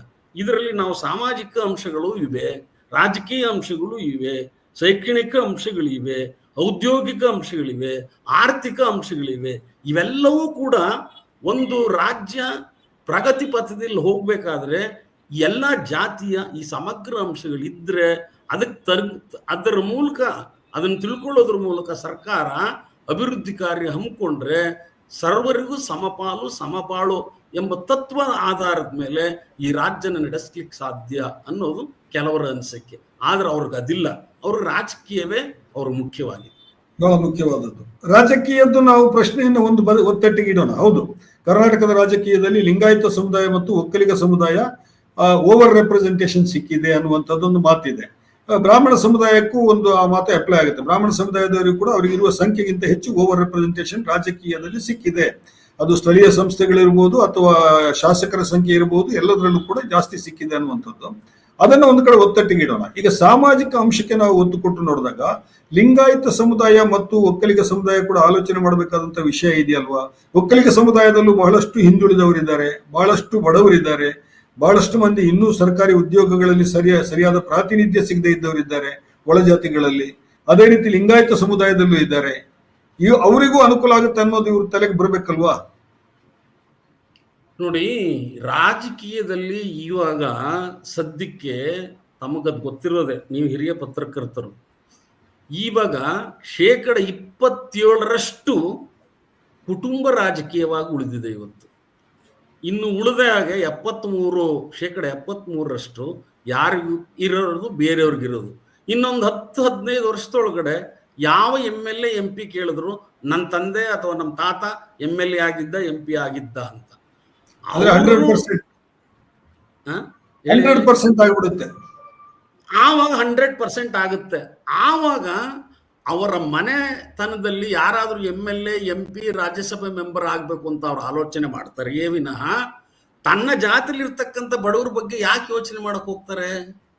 ಹೋಗೋದಿಲ್ಲ. ಹೋಗ್ಲಿ, ಈಗ ತಾನೇ ಯಾರು ಎಷ್ಟು ಜನ ಯಾವ ಶಾಸಕರು ಬಡತನದ ಬಗ್ಗೆ ಎಷ್ಟು ಜನ ಇವತ್ತು ನಾನು ನೋಡ್ತಾ ಇದ್ದೀನಿ. ಯಾವುದೇ ಒಂದು ಇಶ್ಯೂ ಚರ್ಚೆಗೆ ಬಂದಂತ ಸಂದರ್ಭದಲ್ಲಿ ವಿಧಾನಸಭೆಯಲ್ಲಿ ನ್ಯಾಯೋಚಿತವಾಗಿ ಚರ್ಚೆ ಆಗಿದೆ. ಹಿಂದುಳಿದವ್ರ ಸಮಸ್ಯೆನೇ ತಗೊಳ್ಳಿ. ಹಿಂದುಳಿದವ್ರ ಸಮಸ್ಯೆಯಲ್ಲಿ ಹಿಂದುಳಿದವರು ಒಂದು 25-26 ಜನ MLA ಆಗಿದ್ದಾರೆ. ಅವರಾದ್ರೂ ಕೂಡ ಯಾವತ್ತಾದ್ರೂ ಕೂಡ ಹಿಂದುಳಿದವ್ರ ಸಮಸ್ಯೆ ಹೀಗಿದೆ, ಸರ್ಕಾರ ಸ್ಪಂದಿಸ್ತಾ ಇಲ್ಲ ಅಂತ ಯಾರಾದ್ರೂ ಮಾತಾಡಿರೋದು ಕೇಳಿದ್ರೆ ಅದಕ್ಕೆ ಬೇರೆ ಮಾತು. ಕೇಳಿದಾರ? ಈ ಪರಿಸ್ಥಿತಿ ಹೀಗಿರ್ಬೇಕಂದ್ರೆ ಅವರೆಲ್ಲವೂ ಕೂಡ ರಾಜಕೀಯ ಒಳಗಣ್ಣಿಂದಲೇ ನೋಡ್ತಾ ಇದ್ದಾರೆ ಅವರು. ಹಾಗಾಗಿ ಇವೆಲ್ಲ ಕಾರಣ ಗೊಂದಲಗಳಿಗೆ ಇವರು ಸೃಷ್ಟಿಸ್ತಾ ಇರೋದು. ಮತ್ತಿನ್ನೊಂದು ಸಂಸ್ಥೆ ಇದೆ, ಈ BJPಯನ್ನ ನಿಯಂತ್ರಣದಲ್ಲಿ ಇಟ್ಕೊಂಡಿರೋ ಸಂಸ್ಥೆ. ಆ ಸಂಸ್ಥೆಗೆ ಇರ್ತಕ್ಕಂಥದ್ದು ಏನು ಅಂದ್ರೆ, ಅವ್ರು ಯಾರು ಹೋದ್ರೇನು ಯಾರು ಎದ್ರೇನು ಅವ್ರದ್ದು ಕೆಲವೇ ವರ್ಗದ ದೃಷ್ಟಿ ಇಟ್ಕೊಂಡು ಆಲೋಚನೆ ಮಾಡ್ತಾ ಇರುವಂತ ಸಂಸ್ಥೆ ಅದು. ಆ ಸಂಸ್ಥೆಯ ಒಳ ಗುಟ್ಟೇನು ಅಂತಂದ್ರೆ, ಈಗ ಉದಾಹರಣೆ ನಮ್ಮ ಕರ್ನಾಟಕದಲ್ಲಿ ಬಹುಸಂಖ್ಯಾತರು ಲಿಂಗಾಯತರು ಅವ್ರು ಎಷ್ಟಿದ್ದಾರೆ ಅಂತ ಗೊತ್ತಿಲ್ಲ, ಈಗಿರೋದು ಗೊತ್ತಿದೆ, ಮುಂದೆ ಸಮೀಕ್ಷೆ ಆದಾಗ ಗೊತ್ತಾಗ್ತದೆ. ಬಿಡಿ, ಚರ್ಚೆ ಬೇಡ. ಈಗ ಅವರು ಏನಾಗಿದೆ, ಅವರಲ್ಲಿ ಗೊಂದಲ ಇದೆ. ಏನ್ ಗೊಂದಲ ಇದೆ? ಕೆಲವರು ವೀರಶೈವ ಅಂತಾರೆ, ಕೆಲವರು ವೀರಶೈವ ಲಿಂಗಾಯತ ಅಂತಾರೆ, ಕೆಲವರು ಲಿಂಗಾಯತ ಅಂತಾರೆ. ಅದರಲ್ಲಿ ಪಂಚಾಚಾರ್ಯರು ಅಂತ ಯಾರಿದ್ದಾರೋ ಆ ಮಠಗಳು 300 ಇದೆ ಅಂತ ನಾನು ಕೇಳ್ಪಟ್ಟೆ. ಅದೇ ರೀತಿ ವಿರಕ್ತ ಮಠಗಳು, ಲಿಂಗಾಯತರು ನಾವು ಅಂತ ಹೇಳ್ಕೊಳ್ಳೋದು, ಬಸವಣ್ಣನ ಅನುಯಾಯಿಗಳು, ವಚನವೇ ನಮ್ಮ ಧರ್ಮ ಅಂತ ಹೇಳ್ಕೊಳ್ಳೋಂಥವ್ರು ಯಾರಿದ್ದಾರೆ, ಹಂಗೆ ಲಿಂಗ ಇಟ್ಕೊಂಡು ಹಂಗೆ ಪೂಜೆ ಮಾಡುವಂಥವ್ರು ಎಷ್ಟು ಜನ ಇದ್ದಾರೆ? ಅವರು 800 ಜನ ವಿರಕ್ತರಿದ್ದಾರಂತೆ. ಅವರು ಸಂಖ್ಯೆ, ಅವರೆಲ್ಲ ಏನು ಹೇಳ್ತಾ ಇದ್ದಾರೆ ಅಂದ್ರೆ, ನಾವು ಈ ಸಮೀಕ್ಷೆಯಲ್ಲಿ ಧರ್ಮದ ಕಾಲಂನಲ್ಲಿ ನಮ್ಮ ಲಿಂಗಾಯತ ಅನ್ನೋದಿಲ್ಲ. ಯಾಕೆ ಅಂದ್ರೆ ಅದು ಅನುಮೋದಿಸಲ್ಪಟ್ಟಿಲ್ಲ ಕೇಂದ್ರ ಸರ್ಕಾರದಿಂದ. ಹಾಗಾಗಿ ಇತರೆ ಅನ್ನೋ ಒಂದು ಕಾಲಮನ್ನ ಇಟ್ಟಿದ್ದಾರೆ. ಆ ಇತರೆ ಕಾಲಮಲ್ಲಿ ಲಿಂಗಾಯತ ಅಂತ ಬರೆಸ್ಕೊಳ್ಳಿ ಅಂತ ಎಲ್ರಿಗೂ ಈ ಒಂದು ಸಂದೇಶ ಹೋಗಿದೆ ಅಂತ. ಇವ್ರಿಗೆ ಏನ್ ಕಷ್ಟ ಅಂತ ಅಂದ್ರೆ, ಹಿಂದೂ ಧರ್ಮದಲ್ಲಿ ಏನಾದ್ರೂ ಹಿಂದೂ ಧರ್ಮದ ಒಳಗಿರ್ತಕ್ಕಂಥ ಈ ಲಿಂಗಾಯತರೇನಾದ್ರೂ ಆ ಲಿಂಗಾಯತ ಧರ್ಮ ಅಂತ ಪ್ರತ್ಯೇಕಗೊಳಿಸಿದ್ರೆ ಹಿಂದೂ ಧರ್ಮಕ್ಕೆ ಹೊಡೆತ ಬೀಳುತ್ತೆ ಅನ್ನೋ ಒಂದು ಅಭಿಪ್ರಾಯದಲ್ಲಿ ಅವರಿದ್ದು, ಅವರೂ ಕೂಡ ಸಣ್ಣ ಸಣ್ಣ ಕಾರಣಕ್ಕೆಲ್ಲ ಗೊಂದಲ ಏರ್ಪಡಿಸ್ಲಿಕ್ಕೆ ಮೂಲ ಕಾರಣ ಅವರು ಕೂಡ ಅಂತ ನಾನು ಈ ಸಂದರ್ಭದಲ್ಲಿ ಹೇಳ್ತೀನಿ. ಎಸ್, ಬಹಳ ಸ್ಪಷ್ಟವಾಗಿದೆ ಇದು. ನೀವು ಬಹಳ ಸ್ಪಷ್ಟವಾಗಿ ನಿಖರವಾಗಿ ಮಾತಾಡಿದ್ದೀರಿ. ಸಂಘ ಪರಿವಾರ ಏನು ಅಂತ ಹೇಳಿದ್ರೆ, ಇವತ್ತು BJP ಅದರ ರಾಜಕೀಯ ಮುಖ ಅದು. ಅದಕ್ಕೆ ಇದು ಅಗತ್ಯ ಇಲ್ಲ, ಇದರಿಂದ ತೊಂದರೆ ಆಗುತ್ತೆ, ನಮ್ಮ ರಾಜಕೀಯದ ಒಂದು ಏನು ಹಿಂದುತ್ವದ ಒಂದು ಎಜೆಂಡಾ ಏನಿದೆ ಅದಕ್ಕೂ ಕೂಡ ಇದು ತೊಂದರೆ ಆಗುತ್ತೆ ಅನ್ನೋ ಕಾರಣಕ್ಕಾಗಿ ಸಣ್ಣ ಪುಟ್ಟ ಗೊಂದಲಗಳನ್ನ ಇವತ್ತು ದೊಡ್ಡದಾಗಿ ಮಾಡಿ ತೋರಿಸೋದು ಅಥವಾ ಅದನ್ನ ವಿರೋಧ ಮಾಡೋದು, ಅಥವಾ ಇಡೀ ಸಮಾಜಕ್ಕೆ ಇದರಿಂದ ತೊಂದರೆ ಇದೆ, ಜಾತಿಯಲ್ಲಿ ವಿಭಜನೆ ಮಾಡ್ತಾ ಇರುವಂತ ಪ್ರಚಾರವನ್ನು ಅವ್ರು ಮಾಡ್ತಾ ಇದ್ದಾರೆ. ಇರ್ಲಿ, ಅದು ಇವರು ಕಾಂಗ್ರೆಸ್ ಪಕ್ಷದವರು ಕೂಡ ಅದನ್ನು ರಾಜಕೀಯವಾಗಿ ಎದುರಿಸಬೇಕು. ಆದ್ರೆ ಕಾಂಗ್ರೆಸ್ ಪಕ್ಷದ ಸ್ಥಿತಿ ನೋಡಿ ಲಿಂಗಪ್ಪ ಅವರೇ, ಮುಖ್ಯಮಂತ್ರಿ ಒಬ್ಬರೇ ಮಾತಾಡ್ತಾ ಇದ್ದಾರೆ. ಸಚಿವ ಸಂಪುಟದಲ್ಲಿ ಅವರ ಪರವಾಗಿ ಹೊರಗಡೆ ಬಂದು ಗಟ್ಟಿಯಾಗಿ ಮಾತಾಡೋರು, ಈ ವಿಚಾರವನ್ನು ಜನರಿಗೆ ತಿಳಿಸ್ಕೊಡೋರು ಬಹಳ ಕಡಿಮೆ ಇದ್ದಾರೆ, ಕಾಣಿಸ್ತಾನೆ ಇಲ್ಲ. ಯಾಕೆ ಹೀಗಾಗ್ತಾ ಇದೆ? ಹಂಗ ಅನಿಸ್ತಾ ಇಲ್ವಾ ನಿಮಗೆ? ಖಂಡಿತ. ಯಾಕೆಂದ್ರೆ ಇದರಲ್ಲಿ ಎರಡು ರೀತಿಯ ನನ್ನ ಅನಿಸಿಕೆಗಳನ್ನ ಹೇಳಲಿಕ್ಕೆ ಇಚ್ಛೆ ಪಡ್ತೀನಿ. ಒಂದು, ವೈಯಕ್ತಿಕವಾಗಿ ಈ ವಿಷಯದಲ್ಲಿ ಇನ್ವಾಲ್ವ್ ಆಗದೆ ಇರುವಂಥದ್ದು ವೈಯಕ್ತಿಕ ಕಾರಣ. ಇನ್ನು ಕೆಲವರು ಇದ್ದಾರೆ, ಧೈರ್ಯವಾಗಿ ಮಾತಾಡೋರು ಇದ್ದಾರೆ, ಆದರೆ ಅವರಿಗೆ ಅರಿವಿನ ಕೊರತೆ. ಅಂದ್ರೆ ಈ ಸಮೀಕ್ಷೆಯಿಂದ ಏನ್ ಆಗ್ತಾ ಇದೆ, ಏನ್ ಮಾಡ್ತಾ ಇದ್ದಾರೆ, ಸಮೀಕ್ಷೆ ಹೇಗ್ ಮಾಡ್ತಾ ಇದ್ದಾರೆ, ಅವರೆಲ್ಲ ಈಗ ಈ ವಿಚಾರದಲ್ಲೂ ಕೂಡ ಏನ್ ಮಾಡ್ತಾರೆ, ಕೇಂದ್ರ ಸರ್ಕಾರವೇ ಮಾಡುತ್ತೆ, ನಾವ್ಯಾಕೆ ಮಾಡಬೇಕು ಅನ್ನೋ ಒಂದು ಪ್ರಶ್ನೆನ ನಮ್ಮ ಹಿಂದುಳಿದ ವರ್ಗದ ಜನವೇ ಹೇಳ್ಕೊಂಡು ತಿರುಗ್ತಾ ಇದ್ದಾರೆ. ಇದು ಅವಿವೇಕತನ. ನಾವ್ಯಾಕೆ ಮಾಡ್ತಾ ಇದ್ದೀವಿ, ಕೇಂದ್ರ ಸರ್ಕಾರ ಯಾಕೆ ಮಾಡುತ್ತೆ, ಪ್ರತಿ 10 ವರ್ಷಕ್ಕೊಂದ್ಸಲ ಯಾವ ಕಾಯ್ದೆ ಅಡಿ ಮಾಡುತ್ತೆ, ನಾವ್ಯಾಕೆ ಮಾಡ್ತೀವಿ ಅನ್ನೋದು ಅವ್ರಿಗೆ ತಿಳುವಳಿಕೆ ಕೊರತೆಯಿಂದ ಹೀಗಾಗ್ತಾ ಇದೆ ಅಂತ ನನ್ನ ಅನಿಸಿಕೆ. ಹೌದು, ನಾನು ಅದೇ ಪ್ರಶ್ನೆ ಕೇಳಬೇಕು ಅಂತ ಹೇಳಿದ್ದೆ. ಈಗ ಕೇಂದ್ರದ ಗಣತಿಗೂ ಅದರಲ್ಲಿ ಜಾತಿ ಕೂಡ ಈ ಸಲ ಸೇರಿಸ್ಕೊಂಡಿದ್ದಾರೆ. ಅದಕ್ಕೂ ಮತ್ತೆ ಈ ರಾಜ್ಯ ಸರ್ಕಾರ ಮಾಡ್ತಾ ಇರುವಂತಹ ಸಮೀಕ್ಷೆಗೂ ಏನ್ ವ್ಯತ್ಯಾಸ? ಕೇಂದ್ರ ಸರ್ಕಾರ ಮಾಡೋದು ಈ ದೇಶದ ಅಭಿವೃದ್ಧಿಗೆ ಏನೇನ್ ಕಾರ್ಯಕ್ರಮ ಹಾಕಬೇಕು ಅನ್ನೋದು ಒಂದು ಹಿಂದೆಲ್ಲ ಮಾಡ್ತಾ ಇದ್ರು. ಅದು ಬ್ರಿಟಿಷ್ನವರು ಕೂಡ 1871ರಿಂದ ಜಾತಿಯನ್ನು ಸೇರಿಸಿಕೊಂಡ ಹಾಗೆ ಗಣತಿ ಮಾಡ್ಕೊಂಡು ಬಂದ್ರು, ಅಥವಾ ಜಾತಿ ಜನಗಣತಿ ಅಂತಲೇ ಹೇಳೋಣ, ಕ್ಯಾಸ್ಟ್ ಸೆನ್ಸಸ್ ಅಂತ. ಅದನ್ನು ಸೆನ್ಸಸ್ ಅನ್ನೋ ಪದ ಹುಟ್ಕೊಂಡಿರೋದು ಎಲ್ಲಿ ಅಂದ್ರೆ 1948 ಸೆನ್ಸಸ್ ಆಕ್ಟ್ ಕೆಳಗಡೆ ಹುಟ್ಕೊಂಡಿರೋದು. ನಾವು ಅದನ್ನ ಸೆನ್ಸಸ್ ಅಂತ ಕರೆಯಲ್ಲ, ಅದು ಬೇರೆ ವಿಷಯ. ಇದೇನಾಯ್ತು, 1941ರಲ್ಲಿ ಇದು ನಿಂತೋಯ್ತು.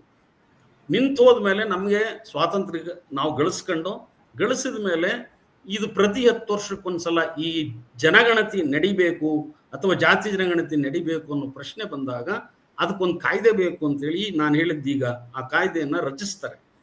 ಬಹುಶಃ ಆ ಕಾಯ್ದೆನಲ್ಲಿ ಜಾತಿ ಅನ್ನೋ ಅಂಶವನ್ನ ಕೈ ಬಿಡ್ತಾರೆ. ಕಾರಣ ಏನು ಅಂದ್ರೆ, ನಾವು ಜಾತ್ಯತೀತ ನಿಲುವು ಅಂತ ನಮ್ಮ ಸಂವಿಧಾನದಲ್ಲಿ ನಾವು ಘೋಷಿಸ್ಕೊಂಡಿರ್ಬೇಕಾದ್ರೆ ಮತ್ತೆ ನಾವು ಜಾತಿ ಎಣಿಕೆ ಮಾಡೋಕೆ ಹೊರಟ್ರೆ ಅದಕ್ಕೆ ವಿರುದ್ಧ ಆಗ್ತದೆ ಅನ್ನೋ ಒಂದು ಅಂಶ ಇರಬಹುದು. ಬೇರೆ ಅಂಶ ಇದ್ರೂ ಕೂಡ, ಬೇರೆ ಅಂಶ ಇದೆ ಅಂತ ನಾನು ಕೇಳಿದ್ದೀನಿ, ಆದ್ರೆ ಇಲ್ಲಿ ಅದನ್ನ ಹೇಳೋದು ಅನಗತ್ಯ. ಆ ಕಾರಣದಿಂದ ಮಾಡಲಿಲ್ಲ. ಈಗ ಆ ಜಾತಿನ ಕೈ ಬಿಟ್ಟರು. ಈಗ ಜಾತಿ ಮಾಡಬೇಕು ಅಂತ ಎಲ್ಲಾ ಕಡೆಯೂ ಕೂಡ ಇದನ್ನ ಒತ್ತಾಯ ಬರ್ತಾ ಇದೆ ಸರ್ಕಾರಕ್ಕೆ. ಅದರಲ್ಲೂ ಕೂಡ ನಮ್ಮ ಕಾಂಗ್ರೆಸ್ನ ರಾಷ್ಟ್ರೀಯ ವಿಪಕ್ಷ ನಾಯಕ, ಸಂಸತ್ತಿನ ವಿಪಕ್ಷ ನಾಯಕ ರಾಹುಲ್ ಗಾಂಧಿ ಅವರು ಹೋದ ಕಡೆ ಬಂದ ಕಡೆ ಎಲ್ಲ ಈ ವಿಷಯನ ಎತ್ತಾ ಇದ್ದಾರೆ. ಅದನ್ನ ಕಾಂಗ್ರೆಸ್ಸರು ಹೇಳ್ಕೊತಾರೆ. ಆದ್ರೆ ಅವ್ರು ಹೇಳಿದ್ದೀವಿ ಅಂತ, ನಾವು ಮಾಡಿದ್ದೀವಿ ಅಂತ ಅವ್ರು ಹೇಳಲ್ಲ, ಅದು ಬೇರೆ ವಿಷಯ. ಅವ್ರು ನಾವೇ ಮಾಡಿದ್ದೀವಿ ಅಂತ. ಆದ್ರೆ ಜೂನ್ 16ನೇ ತಾರೀಕು ನೋಟಿಫಿಕೇಶನ್ ಹೊರಡಿಸಿದಂಥ ಸಂದರ್ಭದಲ್ಲಿ ಕೇಂದ್ರ ಸರ್ಕಾರ, ಇದು ಮಂತ್ರಿಮಂಡಲದಲ್ಲಿ ತೀರ್ಮಾನ ಆಗಿದ್ರು ಕೂಡ ಅಲ್ಲಿ ಜಾತಿಯನ್ನು ಸೇರಿಸಿದ ಹಾಗೆ ಜಾತಿ ಜನಗಣತಿ ಮಾಡ್ತೀವಿ ಅಂತ ನೋಟಿಫಿಕೇಶನ್ ಎಲ್ಲೂ ಹೇಳಿಲ್ಲ. ಆಮೇಲೆ ಇತರೆ ಅದಕ್ಕೆ ಕೆಲವು ಬೆಟ್ಟ ಗುಡ್ಡ ನಾಡುಗಳನ್ನು ಬಿಟ್ಟು ಬೇರೆ ಪ್ರದೇಶದಲ್ಲಿ 27 ಮಾರ್ಚ್ಗೆ ಇದು ಪ್ರಾರಂಭ ಆಗೋದು. ಅವ್ರು ಇನ್ನೂ ಕೂಡ ಯಾವ ಪ್ರಶ್ನಾವಳಿಗಳನ್ನು ರೂಪಿಸಿಲ್ಲ.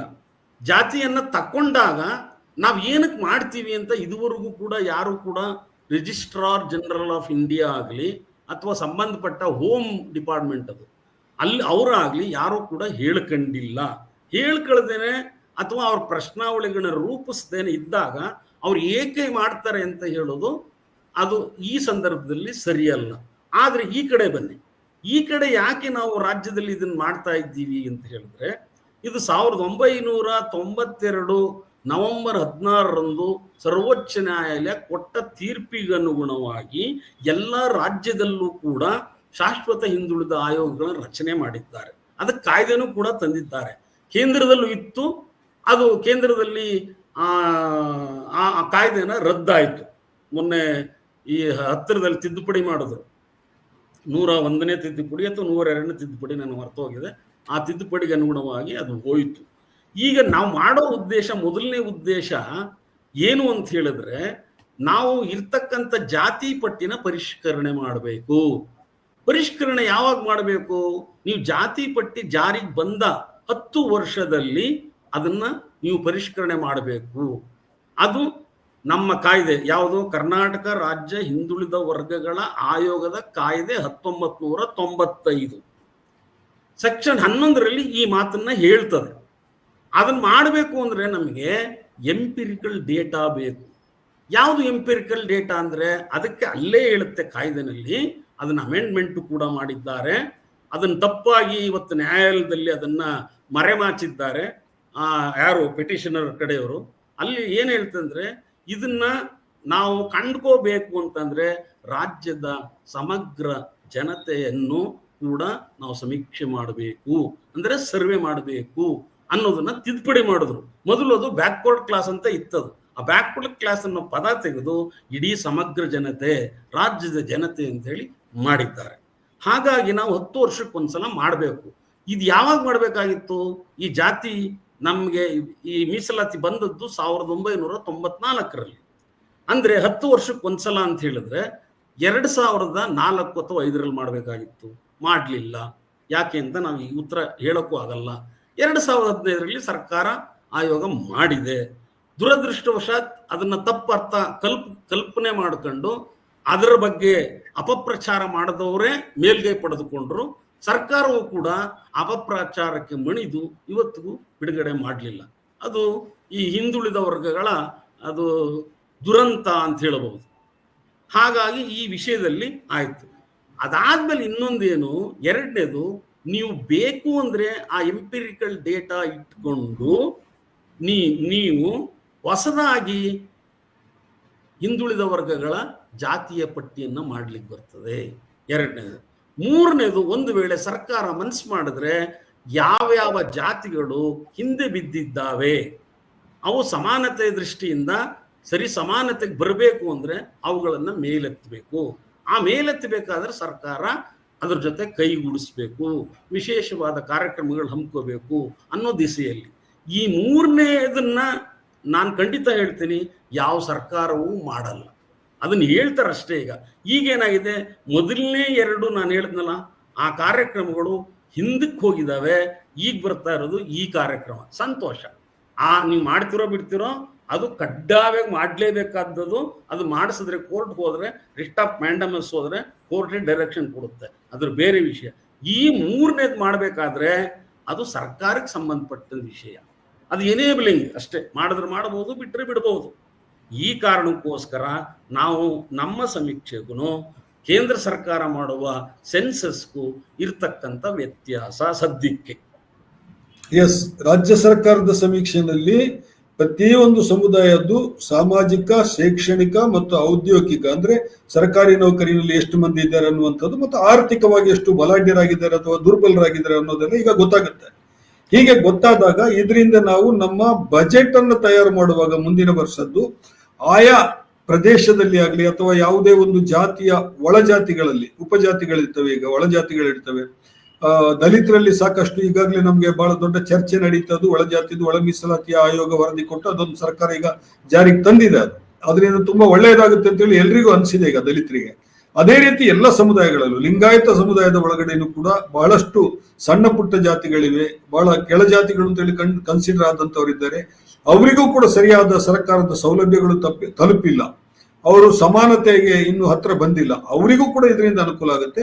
ಒಕ್ಕಲಿಗ ಸಮುದಾಯದಲ್ಲಿ ಇರುವಂತಹ ಇಂತಹ ಏನು ಒಂದು ತುಂಬಾ ದುರ್ಬಲರಾಗಿರುವಂತಹ ಜಾತಿಗಳು, ಒಳಜಾತಿಗಳೇನಿದೆ ಅಥವಾ ಬಡತನ ಇರುವಂತಹ ಒಂದು ಕುಟುಂಬಗಳೇನಿದೆ, ಅವರಿಗೂ ಕೂಡ ಇದರ ಲಾಭ ಸಿಗುತ್ತೆ ಅನ್ನುವಂಥದ್ದು ನಾವು ಗಮನಿಸಬೇಕು. ಇದನ್ನ ಕಾಂಗ್ರೆಸ್ ಪಕ್ಷದ ಕಾರ್ಯಕರ್ತರು ಬಹಳ ವ್ಯವಸ್ಥಿತವಾಗಿ ಸರಿಯಾಗಿ ಜನರಿಗೆ ತಿಳುವಳಿಕೆ ಕೊಡುವಂತ ಕೆಲಸ ಮಾಡಬೇಕಾಗಿತ್ತು. ಯಾಕಂತ ಹೇಳಿದ್ರೆ ಈಗ ರಾಜಕೀಯ ಟರ್ನ್ ತಗೊಂಡು ಬಿಜೆಪಿ ಇದನ್ನೊಂದು ರಾಜಕೀಯ ಇಶ್ಯೂ ಆಗಿ ಮಾಡಿ ಇದರ ಬಗ್ಗೆ ಬಹಳ ದೊಡ್ಡ ಅಪಪ್ರಚಾರವನ್ನು ಮಾಡ್ತಾ ಇರೋದ್ರಿಂದ ಕಾಂಗ್ರೆಸ್ ಒಂದು ಪಕ್ಷವಾಗಿ ಇದನ್ನು ಎದುರಿಸಬೇಕಾದಂತ ಕೆಲಸ ಮಾಡಬೇಕಾಗಿತ್ತು. ಅದು ಮಾಡ್ತಾ ಇಲ್ಲ. ಇದು ಒಂದು ತೊಂದರೆ. ಈಗ ಗೊಂದಲ ಹೆಚ್ಚಾಗೋದಕ್ಕೆ ಅಂತ ಹೇಳಿ ನನಗೆ ಅನಿಸ್ತಾ ಇದೆ. ಎನಿಹೋ ಈಗ ಕೋರ್ಟಿಗೆ ಬಂದಿದೆ ಈಗ ವಿಚಾರ. ಕೋರ್ಟ್ನಲ್ಲಿ ನನಗೆ ಇರೋ ಮಾಹಿತಿ ಪ್ರಕಾರ 2014ರಲ್ಲಿ ನೀವು ಕಾಂತರಾಜು ಆಯೋಗ ಕೆಲಸ ಮಾಡ್ತಾ ಇದ್ದಾಗಲೇ ಇದು ಕೋರ್ಟಿಗೆ ಹೋಗಿತ್ತು. ಏನಂತ ಹೇಳಿದ್ರೆ ಜನಗಣತಿ ಮಾಡುವ ಅಧಿಕಾರ ಇರೋದು ಕೇಂದ್ರ ಸರ್ಕಾರಕ್ಕೆ ಮಾತ್ರ. ಈಗ ನಾನು ಪತ್ರಿಕೆಯಲ್ಲಿ ಓದ್ತೆ, ನಾನು ನಿನ್ನೆ ಏನು ಆರ್ಗ್ಯೂ ಮಾಡ್ತಾ ಇದ್ರು ವಕೀಲರು ಅಂತ ಹೇಳ್ಬಿಟ್ಟು, ಇದು ರಾಜ್ಯ ಸರ್ಕಾರಕ್ಕೆ ಅಧಿಕಾರನೇ ಇಲ್ಲ, ಇದು ಕೇಂದ್ರ ಸರ್ಕಾರಕ್ಕೆ ಮಾತ್ರ ಅಧಿಕಾರ ಇದೆ ಅನ್ನುವಂತ ವಾದವನ್ನು ಮಾಡಿದ್ದಾರೆ. ಅಂದ್ರೆ ಕೋರ್ಟ್ಗಳು ಕೂಡ ಅರ್ಜಿ ಕತೆ ಏನಾಯ್ತು, ಅದು 2015ರಲ್ಲಿ ಏನೋ ಬಂದಂತ ಅರ್ಜಿ ಕತೆ ಏನಾಯ್ತು? ಹೌದು, ನಾವಾಗ ಪೂರ್ವ ಸಿದ್ಧತೆ ಮಾಡ್ಕೊಂಡು ಇರ್ತಕ್ಕಂಥ ಸಂದರ್ಭದಲ್ಲೇ ಇದೇ ಲಿಂಗಾಯತ ವರ್ಗ, ಒಕ್ಕಲಿಗ ವರ್ಗ ನಮ್ಮನ್ನ ಬಂದು ಕೆಲವಾರು ವಿಷಯಗಳ ಮೇಲೆ ನಮ್ಮ ಜೊತೆ ಚರ್ಚೆ ಮಾಡಿದ್ದಾರೆ. ಅವ್ರಿಗೆ ಸೂಕ್ತವಾದ ಉತ್ತರವನ್ನು ನಾವು ಆವಾಗಲೇ ಕೊಟ್ಟಿದ್ದೇವೆ. ಕೊಟ್ಟಂತ ಸಂದರ್ಭದಲ್ಲಿ ಏನಾಯ್ತು, ಆವಾಗ ಕೆಲವರು ನಮ್ಮ ಮೇಲೆ ಒಂದು ರೀತಿ ಮುಜುಗರ ಪಟ್ಕೊಂಡು ಸಿಡುಕ್ ಮಾಡ್ಕೊಂಡು ಹೋಗಿದ್ದಾರೆ. ಇಲ್ಲ, ನೀವು ಮಾಡೋಂಗಿಲ್ಲ, ನಿಮ್ಗೆ ಅಧಿಕಾರ ಇಲ್ಲ, ಅದಿಲ್ಲ ಇದಿಲ್ಲ ಅಂತ. ಇಲ್ಲ ಸ್ವಾಮಿ, ನಮ್ಗೆ ಅಧಿಕಾರ ಇದೆ. ಈ ಕಾಯ್ದೆ ಕೆಳಗಡೆ ನಾವು ಮಾಡ್ತಾ ಇರೋದು, ಮಾಡೋ ಉದ್ದೇಶ ಇದೆ ಅಂತ ಎಲ್ಲವನ್ನು ಸ್ಪಷ್ಟವಾಗಿ ಹೇಳಿದ್ದೀವಿ. ಆದ್ರೂ ಕೂಡ ಅವ್ರಿಗೆ ಏನಾಗಿತ್ತು, ಇದು ಬೇಕಾಗಿರ್ಲಿಲ್ಲ ಅವ್ರಿಗೆ. ಆದ್ರೆ ಕೋರ್ಟಿಗೆ ಹೋದ್ರೆ ಕೋರ್ಟಲ್ಲಿ ನಮ್ಮ ಪರವಾಗಿ ಬಂದ್ರೆ ಇದು ನಿಂತೇ ಹೋಗುತ್ತೆ ಅನ್ನೋ ಒಂದು ಅವರ ಕಲ್ಪನೆ ಇರಬಹುದು. ಆ ಕಲ್ಪನೆಗೆ ಅನುಗುಣವಾಗಿ ಬೀದರಿನ ಒಬ್ಬ ವ್ಯಕ್ತಿ ಇದನ್ನ ರಿಟ್ ಹಾಕ್ತಾರೆ. ರಿಟ್ ಹಾಕಿ ಅದನ್ನ ಇದಕ್ಕೆ ಆಯೋಗಕ್ಕೆ ಮತ್ತು ಸರ್ಕಾರಕ್ಕೆ ನೀವು ಡೈರೆಕ್ಷನ್ ಕೊಡಿ ಅನ್ನೋ ಒಂದು ಲೆಕ್ಕಾಚಾರ ಅವ್ರದ್ದು. ಆದರೆ ಆ ಸಮಯದಲ್ಲಿ ನಾವು ಕೂಡ ಸಮರ್ಥನೀಯವಾಗಿ ಸರ್ಕಾರ ಮತ್ತು ಆಯೋಗದ ಪರವಾಗಿ ನಾವು ಅದನ್ನ ಡಿಫೆಂಡ್ ಮಾಡಿಕೊಂಡು, ಆವಾಗ ಏನಾಯ್ತು, ಅವರು ಸ್ಟೇನೂ ಕೊಡಲಿಲ್ಲ, ಏನೂ ಕೊಡಲಿಲ್ಲ. ಅದಾದ ನಂತರ ಬೇಕಾದಷ್ಟು ಬೆಳವಣಿಗೆಗಳಾಗೋದು, ನಾವು ಮಾಡ್ಕೊಂಡು ಹೋದೋ.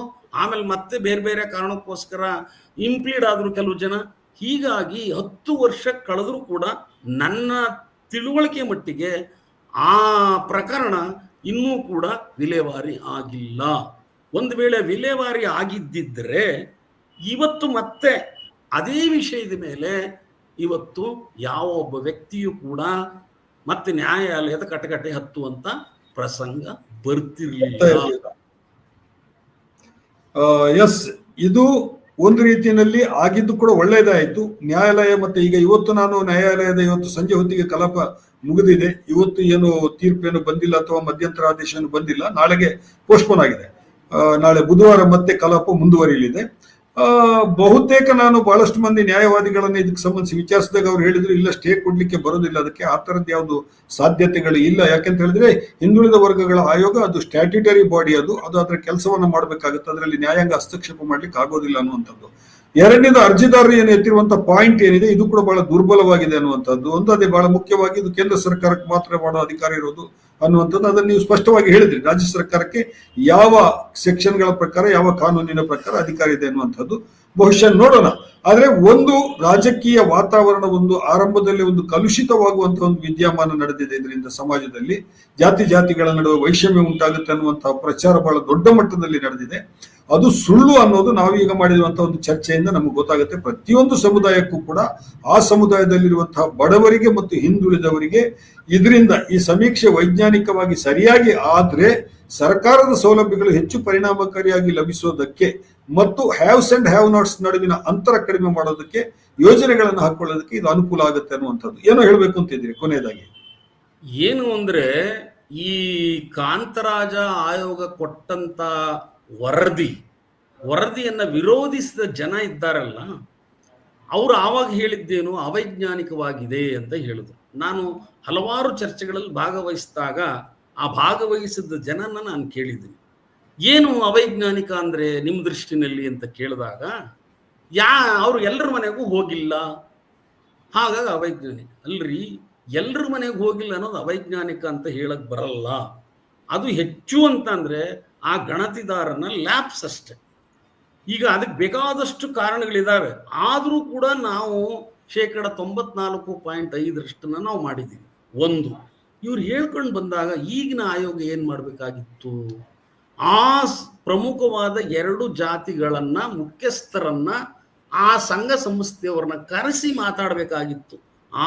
ನಮ್ಮ ಆಯೋಗ ಆ ಕೆಲಸ ಮಾಡಿಲ್ಲ, ಅದು ದೌರ್ಬಲ್ಯ. ಮಾಡಿ ನೀವು ಹಿಂದೆ ಈ ರೀತಿ ಹೇಳಿದ್ರಿ, ಅದು ಅವೈಜ್ಞಾನಿಕವಾಗಿದೆ ಅಂತ ಹೇಳಿ ಅದನ್ನು ತಡೆ ಹಿಡಿಸಿದ್ದೀರಿ ಬಹಿರಂಗಗೊಳಿಸೋದನ್ನ, ಅಥವಾ ಆ ಅಂಕಿ ಸಂಖ್ಯೆಗಳನ್ನ ಬಳಸಿ ಆ ಸಮುದಾಯಗಳನ್ನ ಏಳ್ಗೆಗೂ ನೀವು ಕುತ್ತು ತಂದಿದ್ದೀರಿ. ಏನು ನಿಮ್ದು ಅಂತ ಇವ್ರು ಕೇಳಕ್ಕೆ ಏನಾಗುತ್ತೆ ಆಯೋಗಕ್ಕೆ? ಅದು ಮಾಡೇ ಇಲ್ಲ. ಅದು ದೊಡ್ಡ ತಪ್ಪು. ಅದು ಮಾಡಿದ್ದಿದ್ರೆ ಬಹುಶಃ ಅವರ ಗಂಟಲು ಕಟ್ಟು ಹೋಗ್ತಿತ್ತು. ಅದು ಮಾಡಿಲ್ಲ. ಈಗ ಅದಕ್ಕೆ ಏನಾಗಿದೆ, ಅವರಿಗೆ ಬೇರೆ ರೀತಿಯಲ್ಲಿ ಎದ್ದಿದ್ದಾರೆ ಈಗ ಅವರು. ಇದು ಆಯೋಗದ ತಪ್ಪು. ಸರ್ಕಾರವು ಕೂಡ ಆಯೋಗ ಕೇಳಬೇಕಾಗಿತ್ತು, ಅವ್ರನ್ನ ಕರೆಸಿ ಮಾತಾಡ್ರಿ, ಇದನ್ನ ಯಾಕೆ ನೀವು ಅವೈಜ್ಞಾನಿಕ ಅಂತ ಹೇಳಿದ್ರಿ. ಮತ್ತೇನು ಸಮಸ್ಯೆ ಇದೆ? ಕೆಲವರು ಹೇಳಿದ್ರು ನಮ್ಮ ಜಾತಿಗಳು ಅಲ್ಲ ಹೋಗಿದ್ದಾವೆ, ಇಲ್ಲೋಗಿದ್ದಾವೆ, ಒಂದ್ ಕಡೆ ಸೇರಿಸಿಲ್ಲ ಅಂತ. ಇದನ್ನೂ ನಾನು ಹೇಳ್ಬಿಡ್ತೀನಿ. ಇದನ್ನೂ ಕೂಡ ನಾನು ಈಗ 2 ತಿಂಗಳ ಹಿಂದೆನೆ ನಾನು ಆಯೋಗದವ್ರಿಗೆ ಹೇಳಿದೆ. ನಾನು ಏನು ಹೇಳಿದೆ ಆಯೋಗದವ್ರಿಗೆ, ನೀವು ಹಿಂದೆ ನಾವು ಮಾಡಿದ್ವಲ್ಲ, ಒಂದು ಎ ಇಂದ ಆಲ್ಫಾಬೆಟಿಕಲಿ ನಾವು ಜಾತಿಗಳನ್ನ ಹಾಕೊಂಡು ಆ ರೀತಿ ಹಾಕಬೇಡಿ. ಮೊದಲು ಈಗೇನ್ ಮಾಡಿ ಪ್ರತಿ ಜಾತಿಗಳನ್ನು ವಿಂಗಡಿಸ್ಬಿಡಿ. ಎ ಅಂದ್ರೆ ಆಚಾರಿ ಅಂತ ಬರ್ತದೆ ಅಂತ ಇಟ್ಕೊಳ್ಳಿ. ಆಚಾರಿನ ಕೆಳಗಡೆ ಅವ್ರ ಸೀರಿಯಲ್ ನಂಬರ್ 1 ಅಂತ ಕೊಡಿ, ಬಲಗಡೆ ಕೋಡ್ ನಂಬರ್ ಕೊಡಿ. ಆ ಆಚಾರಿ ಕೆಳಗಡೆ ಅಲ್ಲಿ ಏನ್ ಮಾಡಿ ನೀವು ಅದು ಮುಖ್ಯ ಜಾತಿ ಅಂತ ಇಟ್ಕೊಳ್ಳಿ. ಕೆಳಗಡೆ A B A C A D ಅಂತ ಹಾಕೊಂಡು ಅದ್ರ ಉಪಜಾತಿಗಳನ್ನು ಹಾಕ್ಬಿಡಿ. ನೆಕ್ಸ್ಟ್ ಬಿ ಅಂತ ಬರ್ತದೆ. ಪಿ ಅಂತ ಬಂದಾಗ ಬ್ರಾಹ್ಮಣ ಅಂತ ಹಾಕಿ, ಸಿ ಅಂತ ಬಂದಾಗ ಒಂದು ಜಾತಿ ಹಾಕಿ, ಯಾವ್ದು ಬರ್ತದೆ ಹಿಂಗೆ ಹಾಕೊಂಡೋಗಿ ನೀವು ಕೊನೆ ಮುಟ್ಟಿಸಿ. ಎಲ್ಲಿವರೆಗೆ ಜಾತಿಗೆ ಉಪಜಾತಿಗಳಿರ್ತಾವೋ ಅಲ್ಲಿವರೆಗೆ ಮುಗಿಸಿ ನೀವು. ಅದಾದ ನಂತರ ನೀವೇನು ಮಾಡಿ ಒಂದು ಸಣ್ಣ ನೋಟ್ ಹಾಕಿ, ಇಲ್ಲಿಗೆ ಈ ಕೆಳಗಡೆ ಬರ್ತಕ್ಕಂಥ ಜಾತಿಗಳಿಗೆ ಕೋಡ್ ನಂಬರು ಕೊಟ್ಟಿದ್ದೀವಿ, ಸೀರಿಯಲ್ ನಂಬರ್ ಮುಂದುವರಿಸಿದ್ವಿ. ಆದರೆ ಈ ಜಾತಿಗಳು ಬೇರೆ ಯಾವ ಜಾತಿ ಎಲ್ಲೂ ಸೇರಲ್ಲ, ಇವು ಸ್ವತಂತ್ರ ಜಾತಿಗಳು ಅಂತ ಹೇಳ್ಬಿಟ್ಟು ಈ ರೀತಿ ಯಾಕೆ ಮಾಡಿ ತಪ್ಪಾಗಲ್ಲ ಅಂತ ಹೇಳಿದಾಗ ನಮ್ಮ ಆಯೋಗದಿಂದ ಬಂದ ಉತ್ತರ ಅಂತ ತಜ್ಞರು ಯಾರೂ ಇಲ್ಲ ಅನ್ನೋದು ಬಂತು. ಅಲ್ಲಿಗೆ ನಾನು ಕೈ ಬಿಟ್ಟೆ. ಇವತ್ತಿಗೂ ಅದನ್ನೇ ಹೇಳ್ತಾ ಇದ್ರು. ಈಗ ಮೊನ್ನೆ ಹಿಂದುಳಿದ ವರ್ಗಗಳ ಆಯೋಗ ಪ್ರಕಟಿಸಿದ್ದು ಪತ್ರಿಕೆಗಳಲ್ಲೆಲ್ಲ ಎಲ್ಲ ಜಾತಿಗಳ ಪಟ್ಟಿ ಬಂತು. ಅದರಲ್ಲಿ ಇನ್ನೂ ಉಳ್ಕೊಂಡಿದೆ ಅಂತ ಹೇಳಿ ನಿಮ್ಗೆ ಅನ್ಸುತ್ತಾ? ಇನ್ನು ಒಳಗೊಳ್ಳದೆ ಇರುವಂತ ಜಾತಿಗಳು ಇರ್ಬೋದಾ? ಅದರಲ್ಲೊಂದು ತಪ್ಪೇನ್ ಮಾಡಿದ್ದಾರೆ ಅಂದ್ರೆ, ನಾವು ಮಾಡಿದಾಗ 1350 ಜಾತಿಗಳ ಪಟ್ಟಿ ಮಾಡಿದ್ದು. ಜೊತೆಗೆ ಈ ಪಟ್ಟಿಯಲ್ಲಿ ಇರ್ತಕ್ಕಂಥ ಸರ್ಕಾರ ಅಥವಾ ಆಯೋಗ ಮಾಡಿರ್ತಕ್ಕಂಥ ಜಾತಿಯನ್ನು ಹೊರತುಪಡಿಸಿ ಮತ್ಯಾವುದೇ ಜಾತಿಯವರು ಇದ್ರೆ ಅವ್ರಿಗೆ ಒಂದು ಕೋಡ್ ನಂಬರ್ ಕೊಟ್ಟಿದ್ದು. ಬಹುಶಃ 22,222 ಅಂತ ಕಾಣಿಸುತ್ತೆ. ಅದು ಕೊಟ್ಟು ಅಲ್ಲಿ ಆ ಕೋಡ್ ನಂಬರ್ ಹಾಕೋದು ಆ ಗಣತಿದಾರರು. ಜೊತೆಗೆ ಹೊಸ ಜಾತಿ ಯಾವ್ದಾರಿದ್ರೆ ಅಲ್ಲಿ ಬರಿಬೇಕು ಅಂತ ಜಾತಿಗಳು ಸುಮಾರು 400ಕ್ಕೂ ಹೆಚ್ಚು ಬಂದಿದ್ದಾವೆ. ಹೀಗಾಗಿ ಒಟ್ಟು 1821 ಜಾತಿನೂ ಒಟ್ಟಾಯ್ತು. ಈಗ ಅವ್ರೇನ್ ಮಾಡಿದ್ದಾರೆ ಅದರಲ್ಲಿ, ಈಗ ತಗೊಂಡಿದಾರಲ್ಲ, ನನ್ನ ದೃಷ್ಟಿಲಿ 4 ಜನ ಇರಲಿ, ಅವ್ರು 5 ಜನ ಇರಲಿ, ಆ ಜಾತಿನೂ ಸೇರಿಸ್ಕೋಬೇಕಾಗಿತ್ತವರು. ಈಗ ಸೇರ್ಸ್ಕೊಂಡಿಲ್ಲ. ಅವ್ರೇನ್ ಮಾಡಿದ್ದಾರೆ ಅಂತಂದ್ರೆ 10 ಜನಕ್ಕಿಂತ ಹೆಚ್ಚಿರ್ತಕ್ಕಂಥ ಜಾತಿಯನ್ನು ಮಾತ್ರ ತಕೊಂಡು ಈಗ 1561 ಜಾತಿಗೆ ಸೀಮಿತಗೊಳಿಸಿದ್ದಾರೆ. ಇದಕ್ಕೆ ಲಾಜಿಕ್ ನನಗೆ ಗೊತ್ತಿಲ್ಲ. ಎಸ್, ಈಗ ಕೊನೆಯದಾಗಿ ಒಂದು ಪ್ರಶ್ನೆ. ಏನೀಗ ಮೊನ್ನೆ ಈ ಕ್ರಿಶ್ಚಿಯನ್ರಿಗೆ ಸಂಬಂಧಿಸಿದ ವಿಷಯ ಬಂತು. ಉಪ್ಪಾರ ಕ್ರಿಶ್ಚಿಯನ್ನು ಅಥವಾ ಗಂಗಾ ಮತಸ್ಥ ಕ್ರಿಶ್ಚಿಯನು, ನೇಕಾರ ಕ್ರಿಶ್ಚಿಯನು ಅನ್ನುವಂಥದ್ದು ಮತಾಂತರ ಆಗಿ ಕ್ರಿಶ್ಚಿಯನ್ ಧರ್ಮಕ್ಕೆ ಹೋದವರು ಇಲ್ಲಿಯ ಹೆಸರನ್ನ ಇಟ್ಟುಕೊಂಡೇ ಅಲ್ಲಿ ಅವರ ಹೆಸರನ್ನ ಜಾತಿಯ ಹೆಸರನ್ನ ತೋರಿಸ್ತಾ ಇರೋದು ಅನ್ನುವಂಥದ್ದು. ಇದರ ಅಗತ್ಯ ಇದೆಯಾ? ಅದರದ್ದು ಒಂದು ಧರ್ಮಕ್ಕೆ ಮತಾಂತರ ಆದ ಮೇಲೆ ಆ ಧರ್ಮಕ್ಕೆ ಏನು ರಿಸರ್ವೇಶನ್ ಇದೆ ಅಲ್ಲಿಗೆ ಅವರು ಅರ್ಹರಾಗ್ತಾರೆ ಬಡವರಾಗಿದ್ರೆ. ಈಗ ಕ್ರಿಶ್ಚಿಯನ್ರಿಗೂ ಕೂಡ OBC ಆಯೋಗ ನೀಡಿರುವಂತಹ ಮೀಸಲಾತಿ ಪಟ್ಟಿನಲ್ಲಿ ರಾಜ್ಯ ಸರ್ಕಾರದ ಪರಟಿನಲ್ಲಿ ಒಂದು ಗ್ರೂಪ್ ಇದೆ. ಆ ಗ್ರೂಪ್ ಅಲ್ಲಿ ಅವರು ಇದ್ದಾರೆ. ಅವರು ಇದನ್ನ ಹೇಗೆ ನಾವು ಅನಲೈಸ್ ಮಾಡಬಹುದು? ನಾವು ಇದನ್ನ ನೋಡಿ, ಇದು ಈ ವರ್ಷ ಹುಟ್ಟುಕೊಂಡಿರೋದಲ್ಲ. ಏಕಾಏಕಿ ಈ ಆಯೋಗ ಅವರನ್ನು ತಗೊಂಡಿಲ್ಲ. ಅದು ನಾವು ಮಾಡಿದ್ದು, ನಮ್ಮ ಆಯೋಗದಲ್ಲಿ ಮಾಡಿದ್ದು. ನಮ್ಮ ಆಯೋಗದಲ್ಲಿ ಇವು ಇಂಥವು ಎಷ್ಟು ಜಾತಿಗಳಿದ್ದೇವೋ ಅಷ್ಟು ಜಾತಿಯ ಮುಖಂಡರು ನಮ್ಮದೇ ಆದ ಪ್ರತ್ಯೇಕ ಈ ಜಾತಿಗಳ ಸಂಘ ಇದೆ. ಆದ್ರಿಂದ ನಾವು ಸಂಘದ ವತಿಯಿಂದ ನಿಮಗೆ ಮನವಿ ಸಲ್ಲಿಸ್ತಾ ಇದ್ದೀವಿ. ಮನವಿ ಸಲ್ಲಿಸಕ್ಕೆ ಕಾರಣ ಏನು? ನಾವು ಒಂದು ಪತ್ರಿಕಾ ಜಾಹೀರಾತು ಕೊಟ್ಟಿದ್ದು, ನಮ್ಮಲ್ಲಿ ಇಷ್ಟು ಜಾತಿಗಳಿದ್ದಾವೆ ಮತ್ತು ಬಿಟ್ಟು ಹೋಗಿರ್ತಕ್ಕಂಥ ಯಾವುದೇ ಜಾತಿ ಇದ್ರೆ ನೀವು ನಮ್ಮ ಆಯೋಗಕ್ಕಾಗ್ಲಿ ಇಲ್ಲ ಜಿಲ್ಲಾಧಿಕಾರಿಗಳಾಗ್ಲಿ ಅಥವಾ ಜಿಲ್ಲೆನಲ್ಲಿ ಬ್ಯಾಕ್ವರ್ಡ್ ಕ್ಲಾಸ್ ಅಧಿಕಾರಿ ಇರ್ತಾರೆ, ಅವರು ಕೊಡಿ ಅಂತ ಹೇಳಿದ್ದು. ಅವ್ರು ತಪ್ಪಿಲ್ಲ. ಅವ್ರದ್ದು ನಮ್ದು ಈ ಜಾತಿ ಯಾಕೆ ಅವರು ನೀವು ಈ ರೀತಿ ಕೊಡ್ತಾ ಇದ್ದೀರಿ, ಇದಲ್ವಲ್ಲ ಅನ್ನೋ ಪ್ರಶ್ನೆ ಉದ್ಭವ ಆಯಿತು. ನಾವು ಕೇಳಿದೋ ಅದನ್ನ, ಈ ಜಾತಿ ನಾವು ಸೇರ್ಸಕ್ಕಾಗಲ್ಲ ಅಂತಲೂ ಹೇಳಿದ್ರು. ಇಲ್ಲ ಸರ್, ಈಗ ನಮಗೇನಾಗಿದೆ, ಈಗ ನಮ್ದು ಒಳ ಪಂಗಡಗಳಿವೆ ಅಲ್ಲಿ ಕ್ರಿಶ್ಚಿಯಾನಿಟಿನಲ್ಲಿ. ನಾವು ಈಗ ಒಕ್ಕಲಿಗರು ಕ್ರಿಶ್ಚಿಯಾನಿಟಿ ಆದರೂ ಕೂಡ ನಾವು ಹೆಣ್ಣು ಕೊಡೋದು ಹೆಣ್ಣು ತರೋದೆಲ್ಲ ಒಕ್ಕಲಿಗರೊಳಗಡೆನೇ. ಹಳೆ ವಾಸನೆ ನಮ್ಗಿನ್ನೂ ಹೋಗಿಲ್ಲ ಅನ್ನೋ ಒಂದು ಮಾತನ್ನ ಪ್ರತಿ 33 ಜಾತಿಯವರು ನಮ್ಗೆ ಹೇಳಿದ್ರು. ಇಲ್ಲ ರೀ, ಆದರೂ ನಾವು ಮಾಡೋಕ್ಕಾಗಲ್ಲ, ನೀವು ಮಾಡಲಿಲ್ಲ ಅಂದರೆ ನಮ್ಗೆ ಎಂಡಾರ್ಸ್ಮೆಂಟ್ ಕೊಡಿ, ನಾವು ಕೋರ್ಟಿಗೆ ಹೋಗ್ತೀವಿ ಅನ್ನೋ ಒಂದು ಥ್ರೆಟ್ ಮಾಡಿದ್ರು. ಆವಾಗ ಇದನ್ನ ಏನು ಈ ತರ ಹೇಳ್ತಾರಲ್ಲ ಅಂತ ಹೇಳಿ ಆಯ್ತು ಅಂತ ತಕೊಂಡಿದ್ದೀವಿ. ಅವ್ರಿಗೆ ಎಂಡಾರ್ಸ್ಮೆಂಟ್ ಕೊಟ್ಟ ಮೇಲೆ ಇದನ್ನ ನಮ್ಮ ಸಲಹಾ ಸಮಿತಿ ಅಂತ ಒಂದು ತಜ್ಞರ ಸಮಿತಿಯನ್ನು ಕೂಡ ನಾವು ಇಟ್ಕೊಂಡಿದ್ದು. ಆ ತಜ್ಞರ ಸಮಿತಿಯನ್ನ ಕರೆದು ಈ ವಿಷಯ ಮುಂದಿಟ್ಟು ಚರ್ಚೆ ಕೂಡ ಆಯ್ತು. ಆವಾಗ ಒಂದು ಪ್ರಶ್ನೆ ಯಾರೋ ಹೇಳಿದ್ರು. ಅವಾಗ ಏನು ಹೇಳಿದ್ರು, ನೋಡಿ ಈ ದೇಶದಲ್ಲಿ 6,000 ಜಾತಿಗಳಿದ್ದಾವೆ, ಯಾವ ಜಾತಿಗಳಿದ್ದಾವೆ ಅಂತ ಯಾರಿಗೂ ಗೊತ್ತಿಲ್ಲ. ಈಗ ನನ್ನ ಜಾತಿ ಅಂತ ನಾನು ಹೇಳ್ಕೊಂಡು ಬಂದ ಮೇಲೆ ನಾವು ಸೇರಿಸೋದ್ರಲ್ಲಿ ಏನು ತಪ್ಪಿದೆ? ಇದರಲ್ಲಿ ಯಾಕೆ ಆ ಧರ್ಮ ಈ ಧರ್ಮ ಅನ್ನೋ ಒಂದು ಇದನ್ನ ಹುಡ್ಕಕ್ಕೆ ಹೋಗ್ಬೇಕು? ನಾವು ಸೇರಿಸ್ಕೊಳ್ಳಿಬಿಡಿ, ನೀವು ಕಳ್ಕೊಳ್ಳೋದೇನಿದೆ ಅನ್ನೋ ಮಾತು ಅಲ್ಲಿ ಬಂತು. ಆಮೇಲೆ ಅದಾದ್ಮೇಲೆ ನಾವು ಕೂಡ ಆಯೋಗದವರು ನಾವು ಅದ್ರ ತೀರ್ಮಾನ ಮಾಡೋರು ನಾವು ತಾನೆ. ಆಮೇಲೆ ಅದನ್ನ ಬೆಳಗ್ಗೆ ಸಂಜೆ ಅವರು ತೀರ್ಮಾನ ಮಾಡಿ ಕೊನೆಗೆ ಸೇರಿಸ್ಬೇಕು ಅಂತ ಸೇರಿಸ್ತೋ. ಕೊನೆಗೆ ಅವ್ರಿಗೆ ಏನು ಹೇಳೋದು, ಇಷ್ಟಾದ್ರೂ ಕೂಡ ನಿಮ್ದು ಸಪ್ರೇಟ್ ಇರ್ತದೆ, ಸಪ್ರೇಟ್ ಮಾಹಿತಿ ಬರ್ತದೆ, ಆದರೆ ನಿಮ್ಮ ಜನಸಂಖ್ಯೆ ನಿಮ್ದು ಸಪ್ರೇಟ್ ಇದ್ರೂ ಕೂಡ ಒಟ್ಟಿಗೆ ಕ್ರಿಶ್ಚಿಯಾನಿಟಿಗೆ ಹೋಗ್ತದೆ ಅಂತ ಹೇಳ್ಕೊಂಡಿದ್ದು. ಇದೇ ವ್ಯಕ್ತಿಗಳು ನಮ್ಮ ಹತ್ರ ಬಂದಿದ್ರು, ಬಂದು ನಮ್ಮನ್ನು ಕೇಳಿದ್ರು. ಬಂದು ನಾನು ಕೇಳಿದಾಗ ಒಂದೇ ಪ್ರಶ್ನೆ ಹೇಳಿದೆ, ಈಗ ನೀವು ಬಂದಿದ್ದೀರಲ್ಲಪ್ಪ ಯಾರೋ ಒಬ್ರು ಈಶ್ವರಪ್ಪನೋ ಮುಖಂಡತ್ವದಲ್ಲಿ ಬಂದಿದ್ರು, ಈಶ್ವರಪ್ಪನ ಕೇಳಿದೆ ನಿಮ್ಮ ಜಾತಿ ಹೇಳೋರು ಯಾರು ಸಾರ್ ಅಂತ. ನಾನು ಹೇಳ್ತೀನಿ, ಅಥವಾ ನಿಮ್ಮ ಜಾತಿಲಿ ನೀವು ಹೇಳ್ತಿರೋ ಇಲ್ಲ ನಿಮ್ಮ ಪಕ್ಷ ಹೇಳುತ್ತೋ ಅಥವಾ ಮೂರನೇ ವ್ಯಕ್ತಿ ಹೇಳ್ತಾನೆ? ನಾನು ಹೇಳ್ಬೇಕು. ಹಂಗೆ ಅವರು ಹೇಳ್ಕೊಂಡಿದ್ದಾರೆ ನಮ್ಮ ಜಾತಿ ಇದು ಅಂತ, ನಾವು ನೆಗ್ಲೆಕ್ಟ್ ಮಾಡೋಕ್ಕಾಗಲ್ಲ, ಇದರಲ್ಲಿ ಮೊಸರಲ್ಲಿ ಕಲ್ಲು ಹುಡ್ಕಕ್ಕೆ ಬರಬೇಡಿ ಅಂತ ಹೇಳಿ ಅವ್ರಿಗೆ ಸರಿಯಾದ ಉತ್ತರ ಕೊಟ್ಟು ಆವತ್ತೇ ಕಳಿಸಿದ್ದು. ಆವತ್ತು ಅಲ್ಲಿ ಬಿಟ್ಟು ಹೋಗಿತ್ತು. ಮತ್ತೆ ಯಾಕೆ ಈ ಪ್ರಶ್ನೆ ಇವತ್ತು ಬಂತು? ಇದನ್ನ ಒಂದು ರಾಜಕೀಯ ಹಿನ್ನೆಲೆಯಲ್ಲಿ ಇದಕ್ಕೆ ಸಂಬಂಧಿಸಿ ಕೆಲವು ಅನುಮಾನಗಳನ್ನು ಹುಟ್ಟುಹಾಕೋದಕ್ಕೆ ಬಿಜೆಪಿ ನಾಯಕರು ಪ್ರಯತ್ನಿಸ್ತಾ ಇದ್ದಾರೆ. ಉತ್ತರ ಯಾರು ಕೊಡ್ಲಿಲ್ಲ, ನಾವು ಕೊಟ್ಟ ತರ ಅವ್ರಿಗೆ ಈಗ ಎನಿಹೌ ಇದೊಂದು ಮುಂದುವರಿತಾ ಇರುವಂತಹ ಪ್ರೊಸೆಸ್. ನಾವು ಇನ್ನೂ ಕೂಡ ಈ ಚರ್ಚೆಯನ್ನು ಮುಂದುವರಿಸಬಹುದು.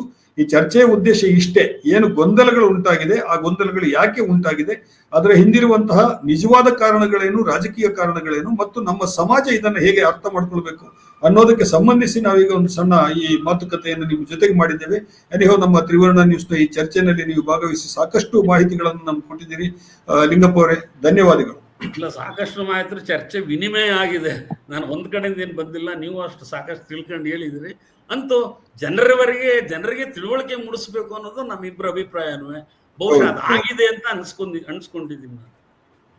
ನಮಸ್ಕಾರ. Thank you sir. ನಮಸ್ತೆ.